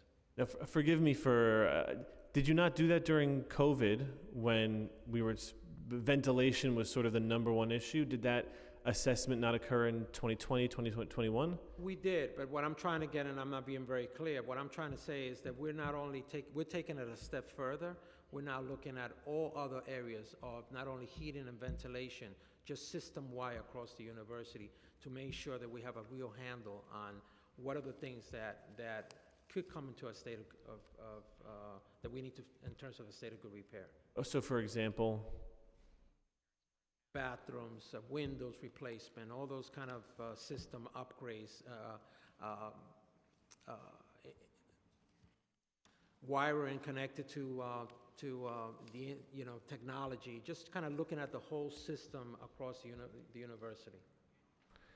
I do want some clarity on this. I'm a little confused. I understand that bathrooms and windows, but things like IT, I had thought that during COVID, when things were remote and sort of after the height of the pandemic, when CUNY was still doing a lot of their work remotely, and we spoke at this committee about remote education, that IT would have been one of those things that has already been assessed. Is that not the case? No, during COVID, what we really focused on, we brought engineers to really look. There was a lot of discussion by members of our staff connected to how clean our air was in each of the classrooms. So we did assessments across the university. It was a report that was given to us so we could better understand where, at that time, there was a lot we didn't know about the pandemic in terms of, there's a lot of talk about HEPA filters and all these. So we did an assessment to really assess the state of our infrastructure connected to ventilation. We have that assessment. Now we've taken that a step further, and now we're really doing an assessment across the university that encompass a list of facility-related areas such as windows and you know those kind of areas. No, you made that clear. You did a great job, articulating that. I'm just curious when you mentioned IT, because I would have assumed that in an era where everyone moved online, and in an era where CUNY is engaged in things like remote learning, that the IT at a campus and system-wide would have already been assessed. Well, but that's not the case. Is that? Do you understand my question about just that IT component? I understand that. We're doing in my testimony, I stated that we're doing a couple of things, right? We recently we're in the marketplace, just bringing to our board a new upgrade to replace CUNY First, right? That's going to address HR, finance. So we're moving in sort of in that direction. On the learning side, our provost recently brought to the board a new response to the online learning, and she could talk. And like Blackboard? Correct. Which I think I used. I'm going to miss it very much.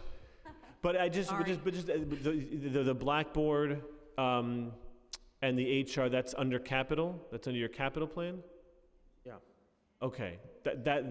That's helpful. That clarifies. Also, just to add to it, of course, we are really looking at our infrastructure in the technology as we're expanding it. So even if it was adequate for the moment of COVID when we were moving to that, we are trying to move to an entirely different level as it goes to online education, hybrid education, and things that we couldn't do on a dime during that assessment, but that will be necessary for the future of academics and CUNY. And in this assessment, is ADA compliance in this assessment? Say that again? You are assessing which areas need windows, heat, So roofing, IT, bathrooms, roofing, elevators, ramps, and sensory. Please. Roofing, windows, grounds, exteriors, filtration, plumbing, steam fitters, elevators, escalators. I mean, we're getting a complete assessment of the university so we understand where we need to, and the age of those systems, right? So we could begin to address, not be dealing with repairing systems when we have an emergency. So try to be a little bit more proactive. And the ADA, to answer your question, the ADA is overlaid on all of those things. As it relates to technology, that's more in my department. And the new LMS has automatic ways to do different presentations, different coding. So it's a very significant focus that we have in terms of accessibility within the classroom as we have different types of technology. But he was talking about the ADA specifically. Oh, ADA. Right. I mean, things as basic as an elevator that doesn't exist. That's about as basic as you can get. In many cases, we council members are being asked to, put forward, discretionary funding, which I don't know if I speak for everyone, but a lot of us are very happy to invest discretionary funding in CUNY.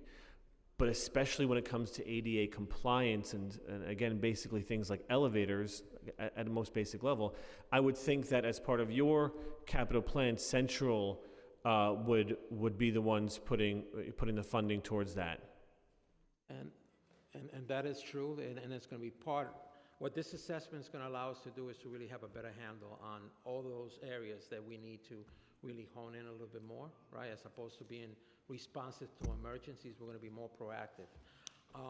But I think that is a role that Central should play, and it's a role that by doing this assessment, it's a role that we're going to play sort of going forward. And I think that this will, really our focus is to really begin to get our facilities to a state of good repair.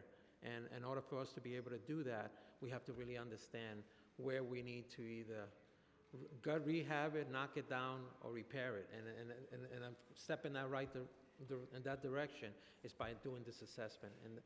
And Right. hopefully, once we get this information, then we're going to be able to target what college need the most attention and the investment. Right. I mean, I can tell you right now that Bronx Community College, I mean, it's just one of the more recent ones I've spoken to, but they're in need of an elevator.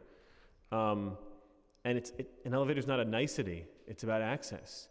And so is my assumption that things like ADA compliance and elevators will be a priority for CUNY Central and not be reliant on which council members have discretionary funding and are willing to give to allocate that funding.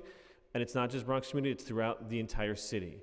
And so can we be sure that the ADA compliance, including elevators, will actually come out of the central funding and not be reliant on discretionary funding? Councilmember, one thing that I want to share dinner with, that I want to sort of, our need is about $5.2 billion.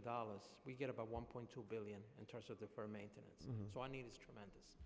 I think through this approach, we're trying to really tackle those areas, like you stated, like Bronx Community College, they have the most need, but we have needs across this university. It's 50% of our infrastructure is 50 years and older.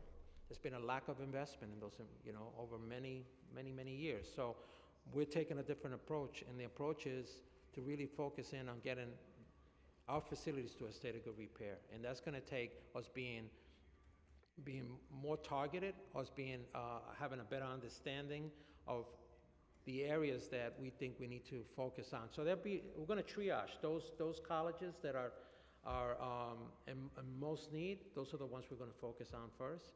But as you can see, the money that we get does not really cover all the challenges that we have as a university. It's actually heartbreaking to hear the word triage when we're talking about our students and the success of our city. I understand you get the money you get from the city and the state. Are there other funding sources? That correlate to specific projects or that go into your fund for capital projects? For example, federal dollars, private donations, things of that nature. So recently, we've applied to a couple of federal grants to try to subsidize, to try to bring in some additional resources. We're also trying to, some of the reinvestment that we're doing across the efficiency programs, trying to see how we can maybe retarget some of those resources across the university. We're also doing an assessment of our facilities to see whether we, maybe through P3 or projects along those lines, we could bring some additional revenues to be able to address the challenges that we have from a facilities perspective. Do you conduct student surveys indicating how pleased they are with the system or why they might have left? And in that survey, if you do it, does it include questions on facilities, including ADA compliance, including things like holes in a ceiling, which we've seen in some classrooms, access to physical space like libraries, as Councilmember Brewer was talking about? We do an annual student survey satisfaction. It's a national survey. Don't know the specific questions as it relates to that. I can address your point. It is certainly, I've spoken to a lot of students, when the external facility quality doesn't match the quality in the classroom, it does have a depressing effect. Of course it does. But we do the very best we can with the funds that we have to continue to meet the needs of our aging infrastructure.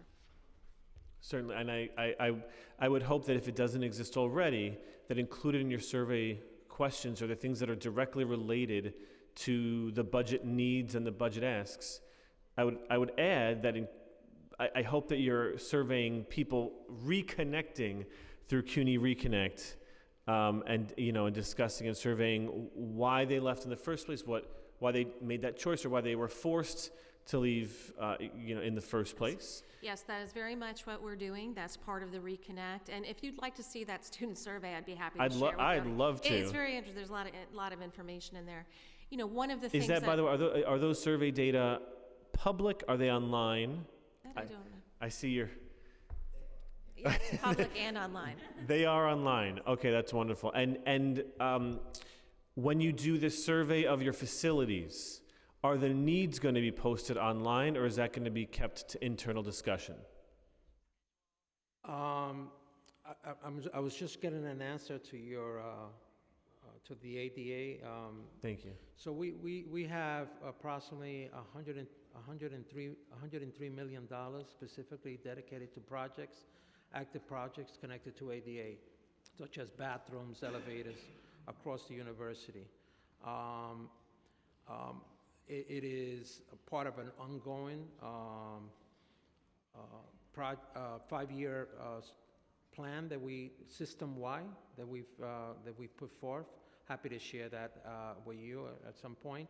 Also, once we get the assessment, happy to, once we look at it and understand it a little bit more, happy to just also provide some of that information to the council. Please do, and I think especially vital for the public is to know which specific areas of your university system are ADA compliant, are welcoming for people with disabilities, both those that are visible and not visible.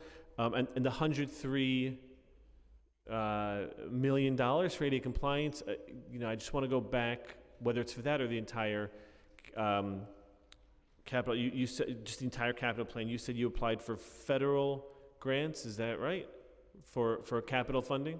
You responded to, it was to response to what other resources we're going after. Yeah. On You capital. said Not necessarily on ADA, but as on capital. Right. You said federal grant. Did you also say private donors? No, what I said was we're looking at our facilities to see where we can maximize our facilities. If there's some sort of a partnership through public partnership where we could maximize some of our facilities to try to bring additional revenues to the university. It's something we're looking at and seeing. Right now, we're in the stages of just evaluating that process to see where there might be some opportunities to bring resources. Okay, so you have no examples currently of public-private partnerships for capital projects that you're currently engaged in, like a model of what that looks like? The one at North Hall is an example of that, right? North Hall, it's an Okay. example of that, right? Where we're putting one of our sites out to the marketplace in order to find a permanent home for one of our community college. With the revenues that we're going to receive from that project, we will get a permanent home for one of our community college. Right. I would note that money exists in the private marketplace, whether it's through grants, donations, or public-private partnerships. I think recently Hunter College got a gift of $52. $52,000? How much was it? $1 million. $52 million. President Raab was able to secure $52 million in private donations, and I think that's an incredible feat. I think it's the most any president has ever been able to get. It is. I love having a personal fact checker here in the committee. $52 million. President Raab was able to get $52 million for Hunter, and that's an incredible feat, but I believe it is one that can be repeated.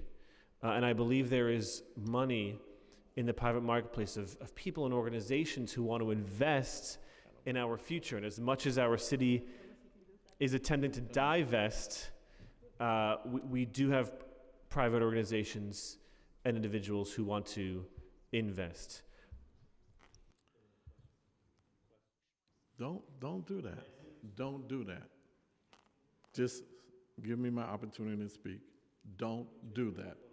No, don't do that. Don't lecture me. Just say, if I say I have a question, just let me question or statement or whatever else I want to make. Don't do that. Don't do that. Okay, so I'll move on to my next question, which is about some of the What I programs wanted to that you ask spoke you, about I in wanted your to, I wanted opening to statement. talk more. Councilmember Barron, it is not your I- turn to speak. It is my okay. turn to speak. You've been I ha- speaking. You've been monopolizing the whole meeting. Thank you so much. And I have questions and I have things I need to say. Okay, and so when That's it's what your I'm gonna turn, do. you'll ask the questions, It is but it's my not turn now. currently It's my your turn turn. now. It is Well, not anyway, currently I your just turn, wanted to Councilmember ask Barron. you. I wanted to ask you a question about. And I, first of all, on behalf of the piece committee, of funding I'm going to that was apologize that two of us are allocated by the speaking. state. It The is state- not currently his turn to The state was speak. allocated. I'm going to by ask the state about was my 20 questions, million. which are about some of the programs that Well, you had spoken I about think in that you your should. I'm not going to in your let you not opening. allow me to speak. You monopolizing the whole Councilmember meeting. Barron, you'll have an opportunity A chair to is a speak. facilitator, not a dictator.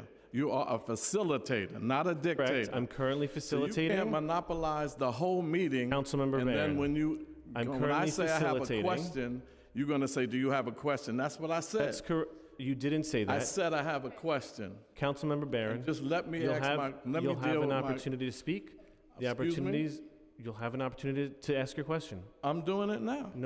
No, you're not. Yes, I am. It is not currently your time. Yes, it is. You can't have the whole meeting. You are a chair, a facilitator, not a dictator. This thing is going to your head. You can't dictate what we speak for 5 minutes, and the chair. I'm he's sorry, been speaking Councilmember for Brewer. about a half an hour already. I'm sorry, Councilmember Brewer. I was gonna say you go and then Charles go, then I have another question. Yes, I want to open it for a second. Okay, all right, go ahead. You go. You've been talking for the last half hour. This is monopoly.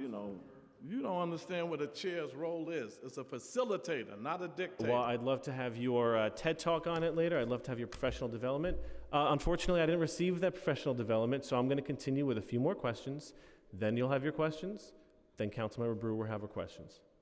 Thank you. I wanted to talk about a handful of the programs that you may have mentioned in your opening statement. But one of the first ones I want to focus on is CUNY Tutor Corps. And it's going to go along the same lines of questions about ASAP. You have CUNY Tutor Corps is funded at how much? I'm sorry. CUNY Tutor Corps is funded at how much? I don't know the name. I can't hear you. CUNY Tutor Corps is a program where CUNY students tutor high school, middle school students. It's something that, again, I've brought up on other hearings. We had a K-12 hearing, I think it was 2 months ago. If you could reiterate how much funding that receives? Sorry, I'm pulling it up, apologize.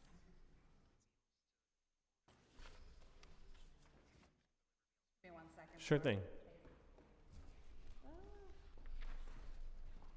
It's a lot of small print. It's 1.7 million. Oh, Okay, 1.7, and that's also on the chopping block, right? 3,400 students. It certainly is impact. I'm sorry, 3,400 CUNY students. Correct. Okay, and it's 1.7 million, and these CUNY students get paid. This is a paid internship program. They do. It's a double stimulus, both for the students and DOE who are getting the advantage of that mentorship and for our students who then are getting paid. That's right, $1.7 million. So this is set to be cut based on the current budget, correct? I believe so. Yes? It has been cut, It has been cut. yes. What do you mean it has been? So in this current school year, are there CUNY Tutor Corps students currently assisting 6 through 12 DOE students? There are. There- It has been cut in the proposed budget. Okay, and do you have a sense of, again, how many students, like the impact of this program, how many students graduate as a result, how many high school students graduate as a result of this program because of the tutoring? I know it's one of our most successful programs, but I don't have that specific data, so I can follow up with that. Yeah, right, it's that same question about sort of that impact of these programs that are being cut. If you just give me a moment, I want to go back to your testimony. So the 10 finalists for the quest for the prestigious 2023 Aspen Prize, will that support for those students be able to continue if in the current budget? I assume those students were given, the students that won that award. We were among the 10 finalists. The hostess in Kingsborough, I'm sorry. 2 of our community colleges are among the finalists for the best in the nation. Right, Yeah. and do you expect the budget cuts to impact sort of that standing? Again, ultimately, money affects quality. We do the best that we can with the resources that we have. Okay, the $14 million partnership to train thousands of current and future public school teachers to deliver practical computer science, is that a program that is set to be cut in FY24? I'm sorry. The New York's $14 million partnership to train thousands of current and future public school teachers to deliver practical computer science and digital literacy skills to their students across the city. Is that set to be cut? I believe so. Great. I believe so.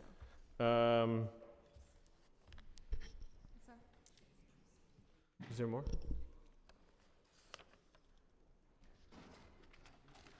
I know there's, what I can say is there's $9 million that are cut from the prospective budget that all relate to college readiness, including some of these programs that you're, adult literacy, competency for public teachers, the Fatherhood Academy, CUNY Start and Math Start, and the CUNY Tutor Corps. So Right. that's all under that heading of college readiness.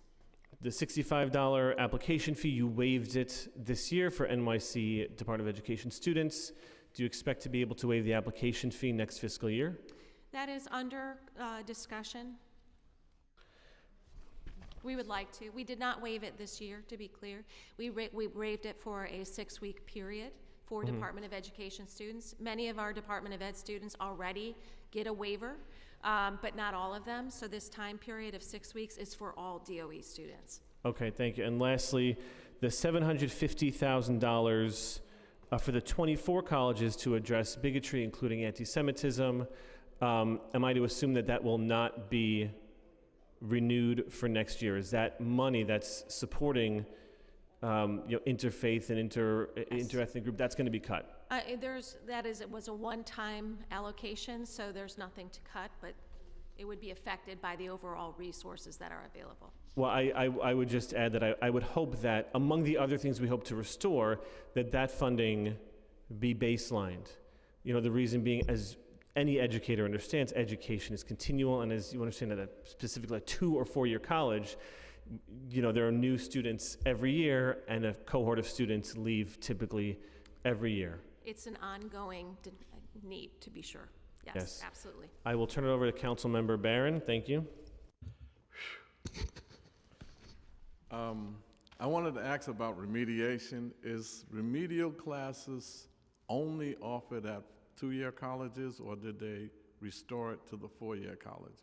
As of this year, there are no more remedial education classes. They've all been transitioned to developmental education co-requisite classes for credit. And that is a national amount, yes, for credit, so that no student is taking a course for no credit as they enter. Is it in and that both? was cut in the budget. Is it in both 2 and 4 year? That is correct. All right. And then I had gotten a $20 million Martin Luther King Scholarship Fund when I was in the State Assembly.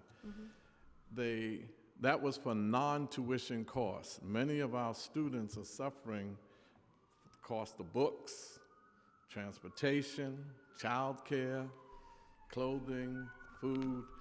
The non-tuition costs sometimes can be higher than the tuition itself. So I had put that into and got it funded, but I think what the state did was say that you had to use some of your pandemic money, your federal money, to do that as opposed to putting in extra money for it. Do you know the status of that? Well, I can tell you that all of the funds are, as of June, or is it June 30th, from the federal government. COVID relief funds are no longer in play. So many of those funds were used for relief, emergency relief services for students who had cost needs or emergency needs beyond the classroom. So that funding is gone. But the $20 million was for a scholarship fund that's supposed to really come from the state Oh, that- budget. I So don't- I what don't they know did, I about think, is they pushed it into your COVID money, or I do they have- have a separate? I'm not familiar with it. Okay, Looks if like you none could of us check are that familiar out. with that. And then finally, the real job is on the city council.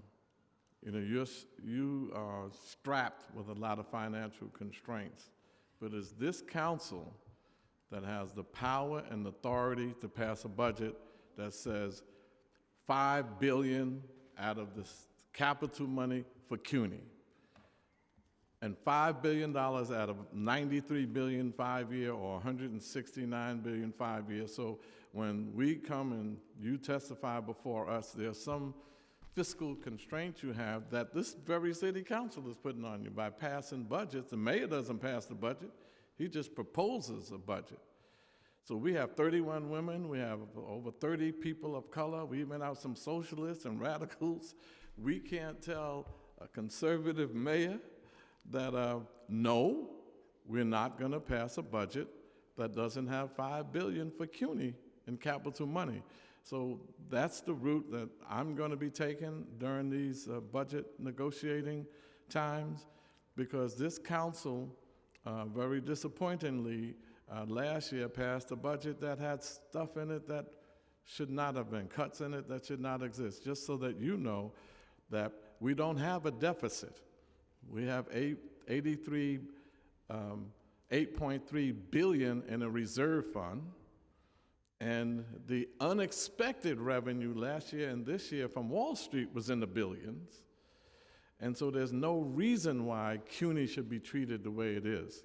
So when you see me fervently fighting like this, it's not personal. It's for my students, and it's so that this council could rise up against a mayor that's cutting millions from every agency except the police and doesn't adequately fund us. And this is important for you to understand. So if you see my impatient with a lot of the softball micro questions that easy for you to answer, that sometimes we got to get to the macro questions on what's going on in a state that has 224 billion and 102.7 billion in the city. And that is not pontificating, that is speaking truth to power. Thank you. Thank you. One expense question and one capital.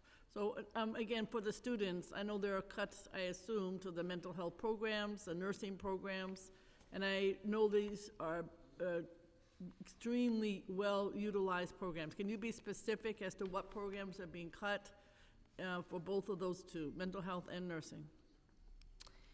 I'm not familiar with any programs that are being cut. There may be restricted resources. Mental health is That's the same, to me, that's the same thing, I have to say. Go ahead. Well, the big challenge with mental health is that many of those positions were funded by the COVID relief dollars, which are no longer available. And as I'm sure you know, the intensity of the need of our students for those services only continues to grow. Very aware of it. Yeah. But my question would be, what would you need to continue those services, as opposed to saying, we cut because we don't have this federal money, we're not going to discuss it anymore? That's something that we should be advocating for. Those services are desperately needed. We spend about $5 million a year. For the mental health and the nursing, or just the mental health? Oh, that's just the mental health. Okay. The nursing, I would have to look at a different calculation. Some of that's in the campus, at the campus level. Okay, so, across the campuses, it's 5 million for the mental health. That we were spending from stimulus. Oh, that is the percentage that we're losing from the COVID stimulus funds. That's what you're losing from COVID. Do you know how many services are being cut as a result? I know you said a little bit here and a little bit there. Is that what you're trying to No, say? it's a staffing issue that I know that we're committed to finding a way to staff, but we could get you that information of what the impact is. Okay, and the same thing on the nurses, if you're saying that there are cuts to nursing or not? Nothing specific, again, as it relates to nursing. We recognize that the need to grow those programs is intense, and so we are doing the best that we can to move things Okay. around, but obviously it's easier with additional resources. All right, but it would be good for us to know what the need is and Okay. what Yeah. those are two big needs. There's We'll no- follow up with that. I mean, we did get cut on the state side. That I know. $1 million for nursing and $1 million for mental health. Okay, but you don't know if it'll be restored. Hopefully they will through the process, but we don't know right now. Okay, number two, I am not a big supporter of what happened at Brookdale. The chancellor knows that. Leave that aside. what's gonna happen to the hole in the ground that Jennifer Rabb was able to access, and now it sits there? Who's in charge? What's happening? As part of the Brookdale project, I know what's happening in Brookdale, but no, I understand that, but I just wanted to, Okay, there was an context MOU, for- there was an MOU that was done many years ago by the previous administration. They connected the so-called hole in the ground and a couple other. Yes. So as part of that, I'm bundling that MOU, that the 73rd Street, 74th Street site reversed to the city of New York. CUNY, as part of that, whenever the city, the Economic Development Corporation, does a development in that site, we have asked for 100,000 square feet to be allocated to CUNY for Hunter's use. At the That hole in still the- remains to be seen when that project moves forward, but that is part of the request that we made as part of that agreement. Okay, so the city has it, you're requesting at 74th and First, 100,000 square feet. That's correct. But you don't have any commitment. No, we don't have a commitment right now. Thank you very much. I would like to thank, Yes. Yes. Councilman, I just want to go back to Bronx Community College, because I Sure. knew that we're doing so currently at Bronx Community College, we have 16 projects that we're moving forward. 10 in design, 6 in full construction, totaling about $280 million, and they're really focused on the areas that you raised, ADA, elevators, the elevators in construction right now, boilers, and bathrooms, so we're addressing a lot of those concerns. Happy to provide that information to you, but I just went back and looked at it, and that's what we've been doing there. thank you. I want to clarify that some of those funding sources, again, included council discretionary funding, and that's happening throughout the system, that whether it's our CUNY schools, our DOE schools, our libraries, we are often the ones who are providing the funds that should be part of the central budget. Again, elevators aren't a nicety. They should be there, and it shouldn't require council discretionary funding to fund what should be there in the first place. So I love to get more details on that. It is important that we are doing ADA compliance and all of the other upgrades to our facilities. But again, the discretionary funding going towards what should be there, it's a little, we're all happy to invest our money on what's important, but it really shouldn't be necessarily just discretionary dollars going to these initiatives. I want to thank you all for your testimony for today and for coming, and we will call the next panel. As a reminder, if you are here and you would like to testify in person, please fill out a slip at the Sergeant-at-Arms desk in the back. And the first person we are going to call up to testify in person is James Davis, President of PSC CUNY.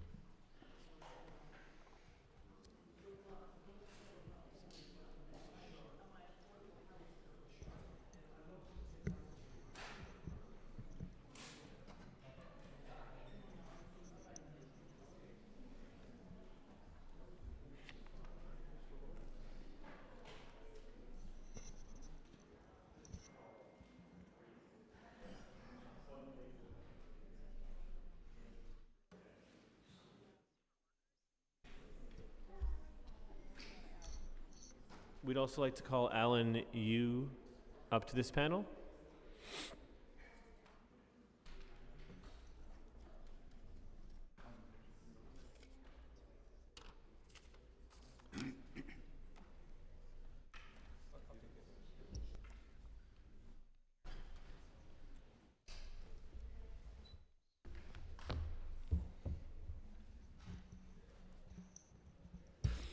Mr. President, President Davis, please begin. And people testifying have 3 minutes for their testimony. Thank you. Thank you. And you have a copy of my written testimony, so whatever we don't get to, I hope you'll consult the written testimony. Thank you, Chair Dinowitz and council members, for the opportunity to speak to you today. As president of the 30,000-member Professional Staff Congress, I'm here to ask you to invest in CUNY and to oppose the budget cuts that have been proposed by the executive. Representing faculty and professional staff at CUNY's 18 colleges and 6 graduate and professional schools, the PSC must advocate for our members, our students, and the communities that CUNY serves. Right now, New York's historic public higher education system is at serious risk. Underinvestment has placed in jeopardy the opportunities afforded to current and future students. As an unrivaled catalyst for social and economic mobility, CUNY deserves to be protected and fully funded. Investments in CUNY yield immense dividends, not only the kind that can be quantified in our tax base or our students' earning potential, but also the impact across generations on families and communities. So my first message is no more cuts. The city cannot allow austerity budgeting to undermine educational quality and access. The combined effects of the expiration of federal pandemic funds and the cuts in the PEGs will be excruciating. After suffering PEGs already of more than $39 million in the current fiscal year, additional cuts of more than $10 million have been demanded for fiscal '24 for a total reduction of nearly $50 million. Should those proposed cuts be implemented, the university will lose 211 pedagogical staff in addition to the 128 that were already lost to attrition at the community colleges. An additional 4.75% reduction is proposed, as you know, for the out years, and that will crush CUNY just as we are helping to bring the city back from the pandemic. Fewer staff to assist students and guide them to graduation, fewer counselors, and fewer full-time faculty at colleges that are already relying disproportionately on adjuncts to deliver our academic programs. Resources are needed to enhance these student supports and advising services. That includes additional funds for the ASAP program that we've already been speaking about, along with investments in advisors, transportation subsidies, supplemental mental health services, and improved English language access programs. I see my time is short. There are a number of key investment proposals that are included in the written testimony. So let me just wrap up by saying that in anticipation of an adverse budget, the CUNY administration has demanded cuts to our colleges, which, if implemented, will be catastrophic. They have targeted $128 million in university-wide savings, $34 million of which at the community colleges. Rather than deprive our students, faculty, and staff of these much-needed resources, the city should honor the transformative impact CUNY has on the economy and prevent those cuts from being implemented. Thank you. Thank you. You may begin your testimony. Good afternoon, Chair Dinowitz. I'm Alan Yu, the Executive Director of New Yorkers for Children, NYFC, a non-profit that works to improve the well-being of people in the child welfare system with a focus on youth aging out of foster care. We provide educational, mental health, and financial support to over 1,000 youth annually, while also developing innovative initiatives to fill gaps in the system. We do this through our long-standing partnership with the Administration for Children's Services, foster care agencies, and many community organizations. Thank you to the City Council for the $50,000 award this current fiscal year, which is enabling us to serve youth in our Fostering Empowerment Program and our Back to School program. For the upcoming fiscal year, NYFC is respectfully requesting that the City Council renew our award and make deeper investments in our program's population. Additional resources are crucial for NYFC to support our clients in more comprehensive ways and lead to increased educational attainment, mental wellness, and career development for youth aging out. Over 7,000 students in the city spend time in foster care every year, and they're disproportionately Black and from low-income communities. Though they represent a relatively small portion of the public school population, youth in the foster system have some of the most complex educational needs and bleakest academic outcomes of any student group. 1 in 5 students in the city who spend any time in foster care drop out of high school. By state test standards, 80% of foster care students were not proficient in reading and math, and that was before the pandemic, and half are chronically absent from school.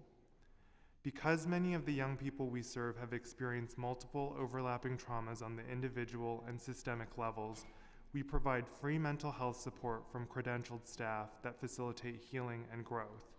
Another key aspect of NYFC's programming philosophy is alleviating the root causes of poverty for the people we serve. Through our commitment to providing young people with emergency cash support, we aim to empower youth to make their own financial decisions and surmount crises that might otherwise disrupt their lives. Overall, an investment by the City Council and NYFC means an investment in youth and families in the child welfare system in NYC. Our commitment to strengthening channels to post-secondary programs, college, and careers, particularly for students on alternative paths to graduation, is instrumental in ensuring our youth are not overlooked, creating more equitable outcomes. Thank you all for your time, and I look forward to continuing our work together. Wow, thank you. Did you rehearse that speech? I did. And you knew you were getting 3 minutes? Perfect. You could have, he almost didn't need the buzzer. Thank you. I have a few questions actually for both of you. President Davis, I think one of the things that you recognize, that this committee recognizes, is the importance of those services that are considered outside of the academic pedagogical realm, but really aren't. Something as simple as Metro cards for students over the summer. And you talk a lot with your faculty. Can you speak a little more to the impact of programs like ASAP and something as simple as providing free Metro cards to them? Sure, and thank you for the question.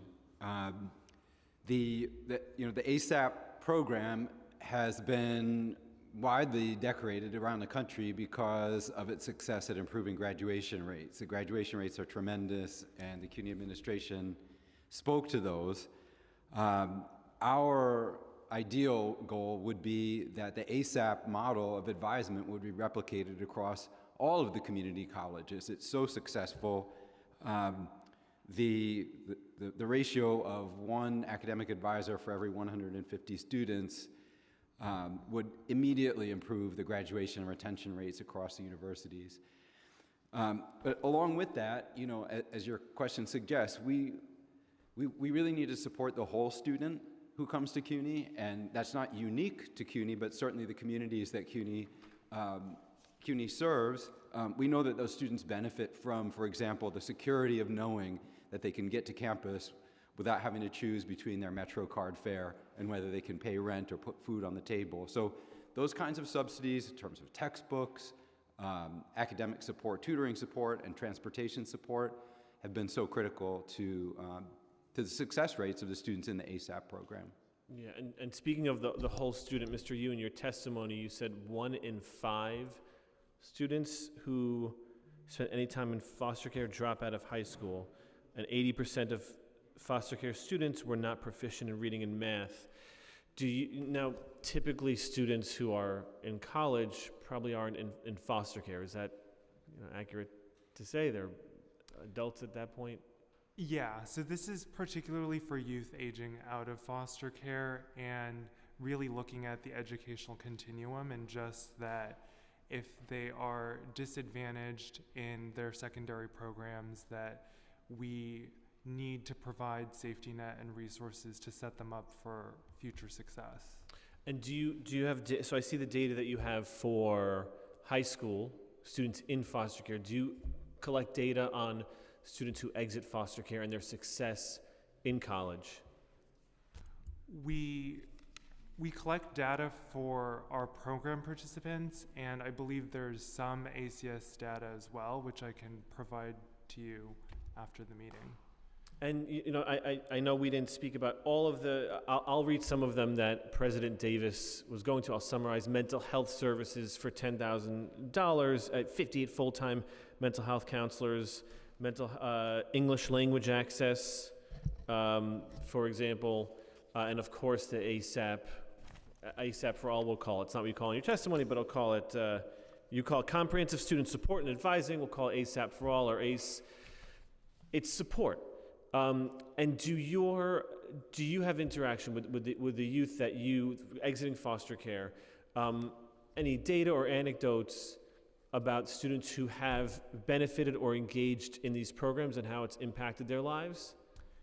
Yeah, definitely. So our signature program, Nick Scholars, is our deepest touch program, and it provides wraparound services and approximately $10,000 of essential support to students aging out of foster care. And this program has a very strong track record to date.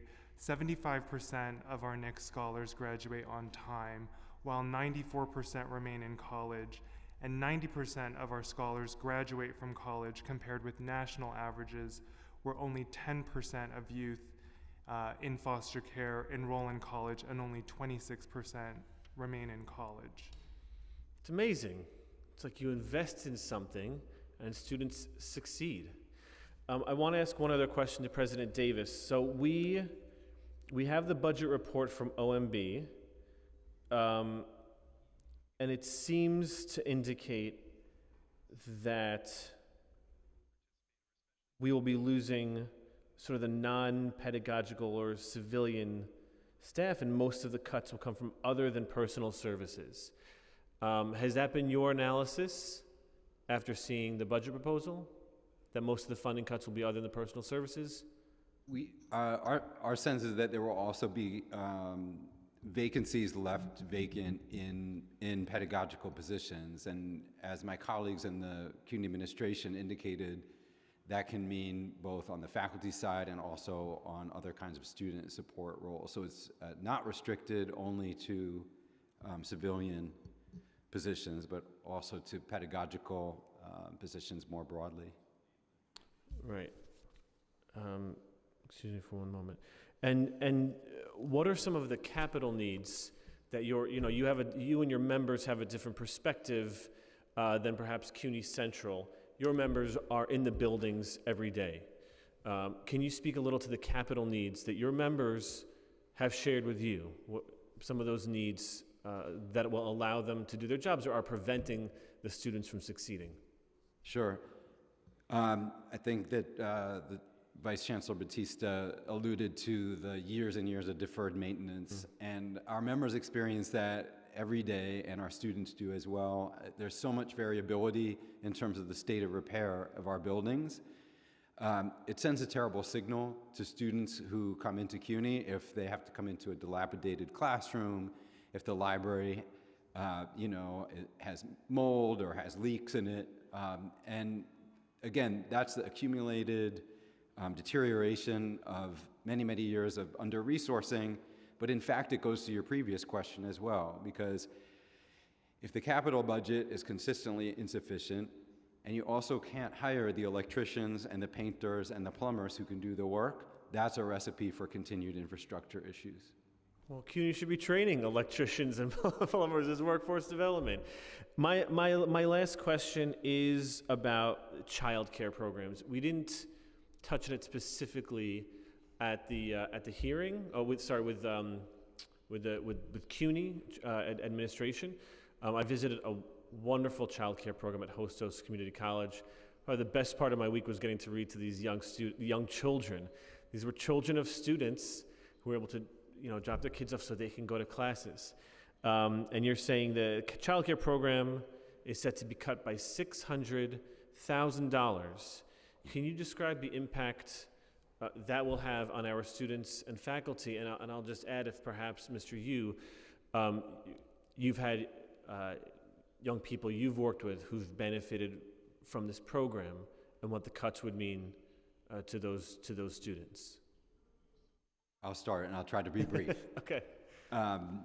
Many of our students are parents, and it's an extraordinarily challenging thing to be pursuing a degree, even under the best of circumstances, if you have children, and it's especially difficult if you're not sure what kind of childcare can be provided. So the campus childcare facilities give priority to students over faculty and staff, as they should, but the needs are enormous. And I think one of our concerns is, so many of our students do work, and they do also have either elder care or child care. So, to come back to something you said before, a cut of $600,000 to child care facilities at CUNY, is penny wise and pound foolish, and it's really actually an enormous deterrent to supporting those very students who we want to see come back to the classroom. We're going to lose them, frankly, to the University of Phoenix and these other online universities because out of convenience's sake. Well, we want them at CUNY. So do I. We would also agree with that anything the City Council can do to reduce barriers to entry for students that are continuing their higher education, and childcare is a big issue for our students that we know have children of their own, and so that's something we would support. Thank you. And Wilf, I assume that you don't have the data. That's really CUNY's job, but we will request from CUNY how many students are in a CUNY school only because they're able to through childcare, and how many students we would lose. I mean, earlier in the hearing we were talking just financially, not morally and for the future of our city. It's the right thing to do, but this is a budget hearing. But we already spoke about at least $80 million, benefit just from that $4.4 million investment in CUNY Reconnect. ASAP had similar results, thousands and thousands and thousands of dollars, just by doing the right thing and investing in our students. I think this is another example of it doesn't cost relatively that much to provide this childcare, but it's allowing students to stay enrolled or become enrolled in college and really better their lives for themselves and for their families. I want to thank you both for your testimony today and for the answers to the questions. Thank you. We now call up Salimatu Doumbaya.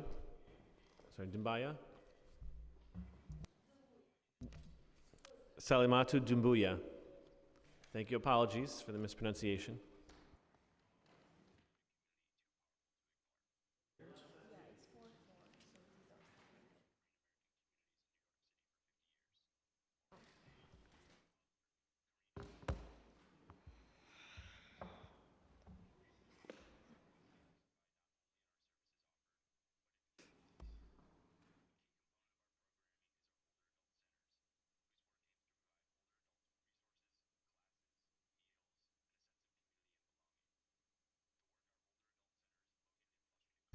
You may begin. Okay, all right. Good afternoon. I would like to first thank the members of this committee and the chair for allowing me to testify in front of you today on behalf of the CUNY students.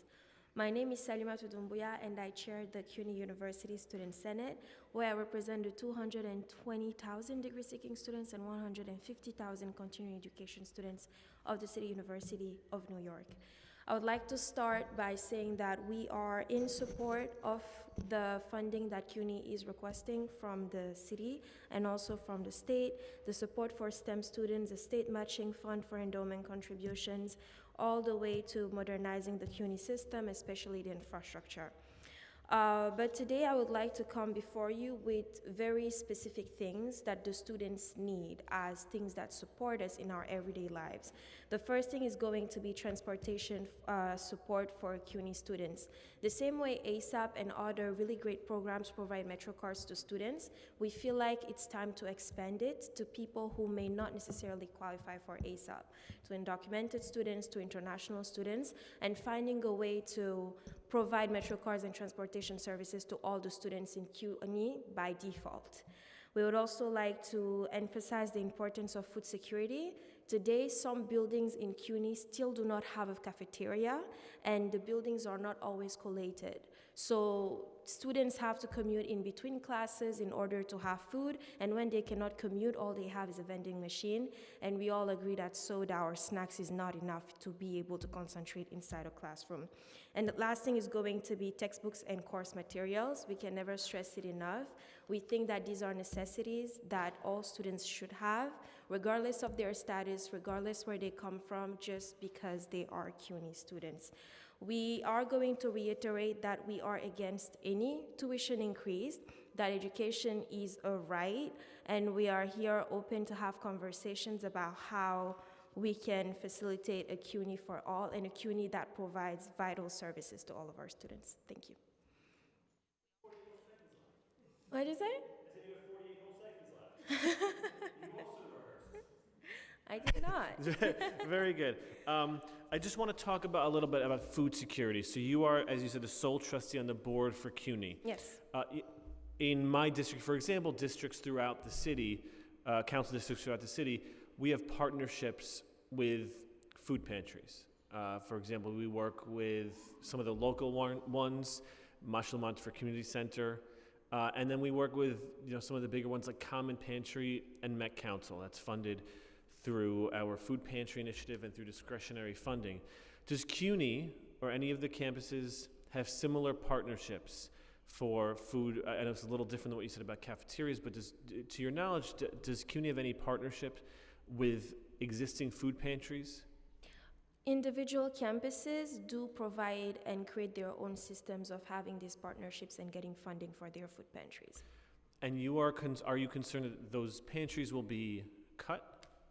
Those pantries may be cut, although we are having great donors and great funding. I'm more so talking about a campus as a whole may have a food pantry, but do all the buildings of this campus have food services? Because the pantry needs a central location. Mm-hmm. But in between classes, what are students getting? And you're saying that each campus should have some sort of cafeteria with fresh food.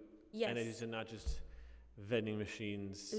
Yes. And soda. Not even 2 weeks ago, I have witnessed it, and students witness it every day. Cafeterias, we do have our food pantries that we're really grateful for, but cafeterias are also important. When we talk about infrastructure, we think it should definitely be included. And they're there, but some of them are closed. And this goes back to the question that you asked about what CUNY has been doing during the pandemic. I had the same question the day we passed the budget proposal, the budget request, and I think it's a very important question because we feel that a lot of things could have been done when students were not on campus to prepare for their return. Yeah, I seem to recall having a diet of Twix and Coca-Cola at times. Not proud of it. So you also mentioned textbooks and course materials. So CUNY students are supposed to pay a technology fee, is that correct? Yes, we pay a technology fee. And how much is that technology fee? It varies, I believe. By campus? I think so. Either by campus or it's a fixed fee, but we do all pay that technology fee. I am not sure. Okay. $75? Probably. Okay. And I guess that's in addition to this average of $1,200 a year for textbooks. Mm-hmm. Yeah. To your knowledge, CUNY in their testimony had spoken about efficiencies, technology efficiencies. The example they gave was Blackboard, rest in peace. It wasn't the best system, I guess. But to your knowledge, does that include upgrades to resources for students? For example, not needing a textbook and providing an e-textbook or providing some sort of online resource to negate the need for students to spend that much or any money at all? Yes, a centralized system where we could find these resources for free would be very useful and would make some IT developments make sense. To your knowledge, does that exist though? We do have, well, on Blackboard or on CUNY first, when we choose our classes, we do have a thing where we can select 0 textbooks cost for a class, but that's not always what we go for. And a lot of the classes, when I go for STEM specifically, we do need these textbooks. I rarely heard a student who said, I did not have a textbook for that, I did not need a textbook for that class, except if they are in a special program, because then they're different. Or for like English, where, you know, where most old books are public domain. Yeah. I'd hope they would. But a lot of the time, well, we kind of have to go out of our way to get these textbooks. I'm talking about a centralized system where that is provided easily to students. Right, and I think what we're talking about, well, what I would say is a sort of small investment centrally, so that according to your numbers, each student could save some, if not all, of that $1,200. And using that buying power of CUNY or using technology to reduce the costs. And you said 2 in 3 students do not purchase a required textbook, and 1 in 4 drop a course. That's terrible. And that survey data, that's from the Bureau of Labor Statistics, or that's specific to CUNY? That, I have it in the sources back here. Of course she has references. Yeah. Okay, so we'll have to look at that. We'll have to look at that separately, but I think that speaks, again, to what CUNY is doing to attract and retain students. And I would also like to add that these are asks that did not start today, and I am a little bothered that we always have to come back and ask for the same things that are supposed to get this university grade. It would be amazing if the next student trustee, the next year of USS, doesn't have to worry about this because it's a done deal, and we can start building from there. Right. Well, that would be wonderful, and I thank you for the work that you're doing and the advocacy that you're doing. I think it's very important and hopefully very impactful. Thank you. Thank you.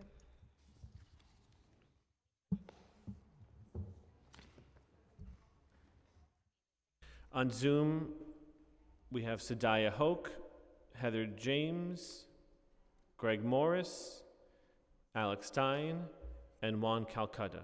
If Sadaya Hoke is on, we can unmute them.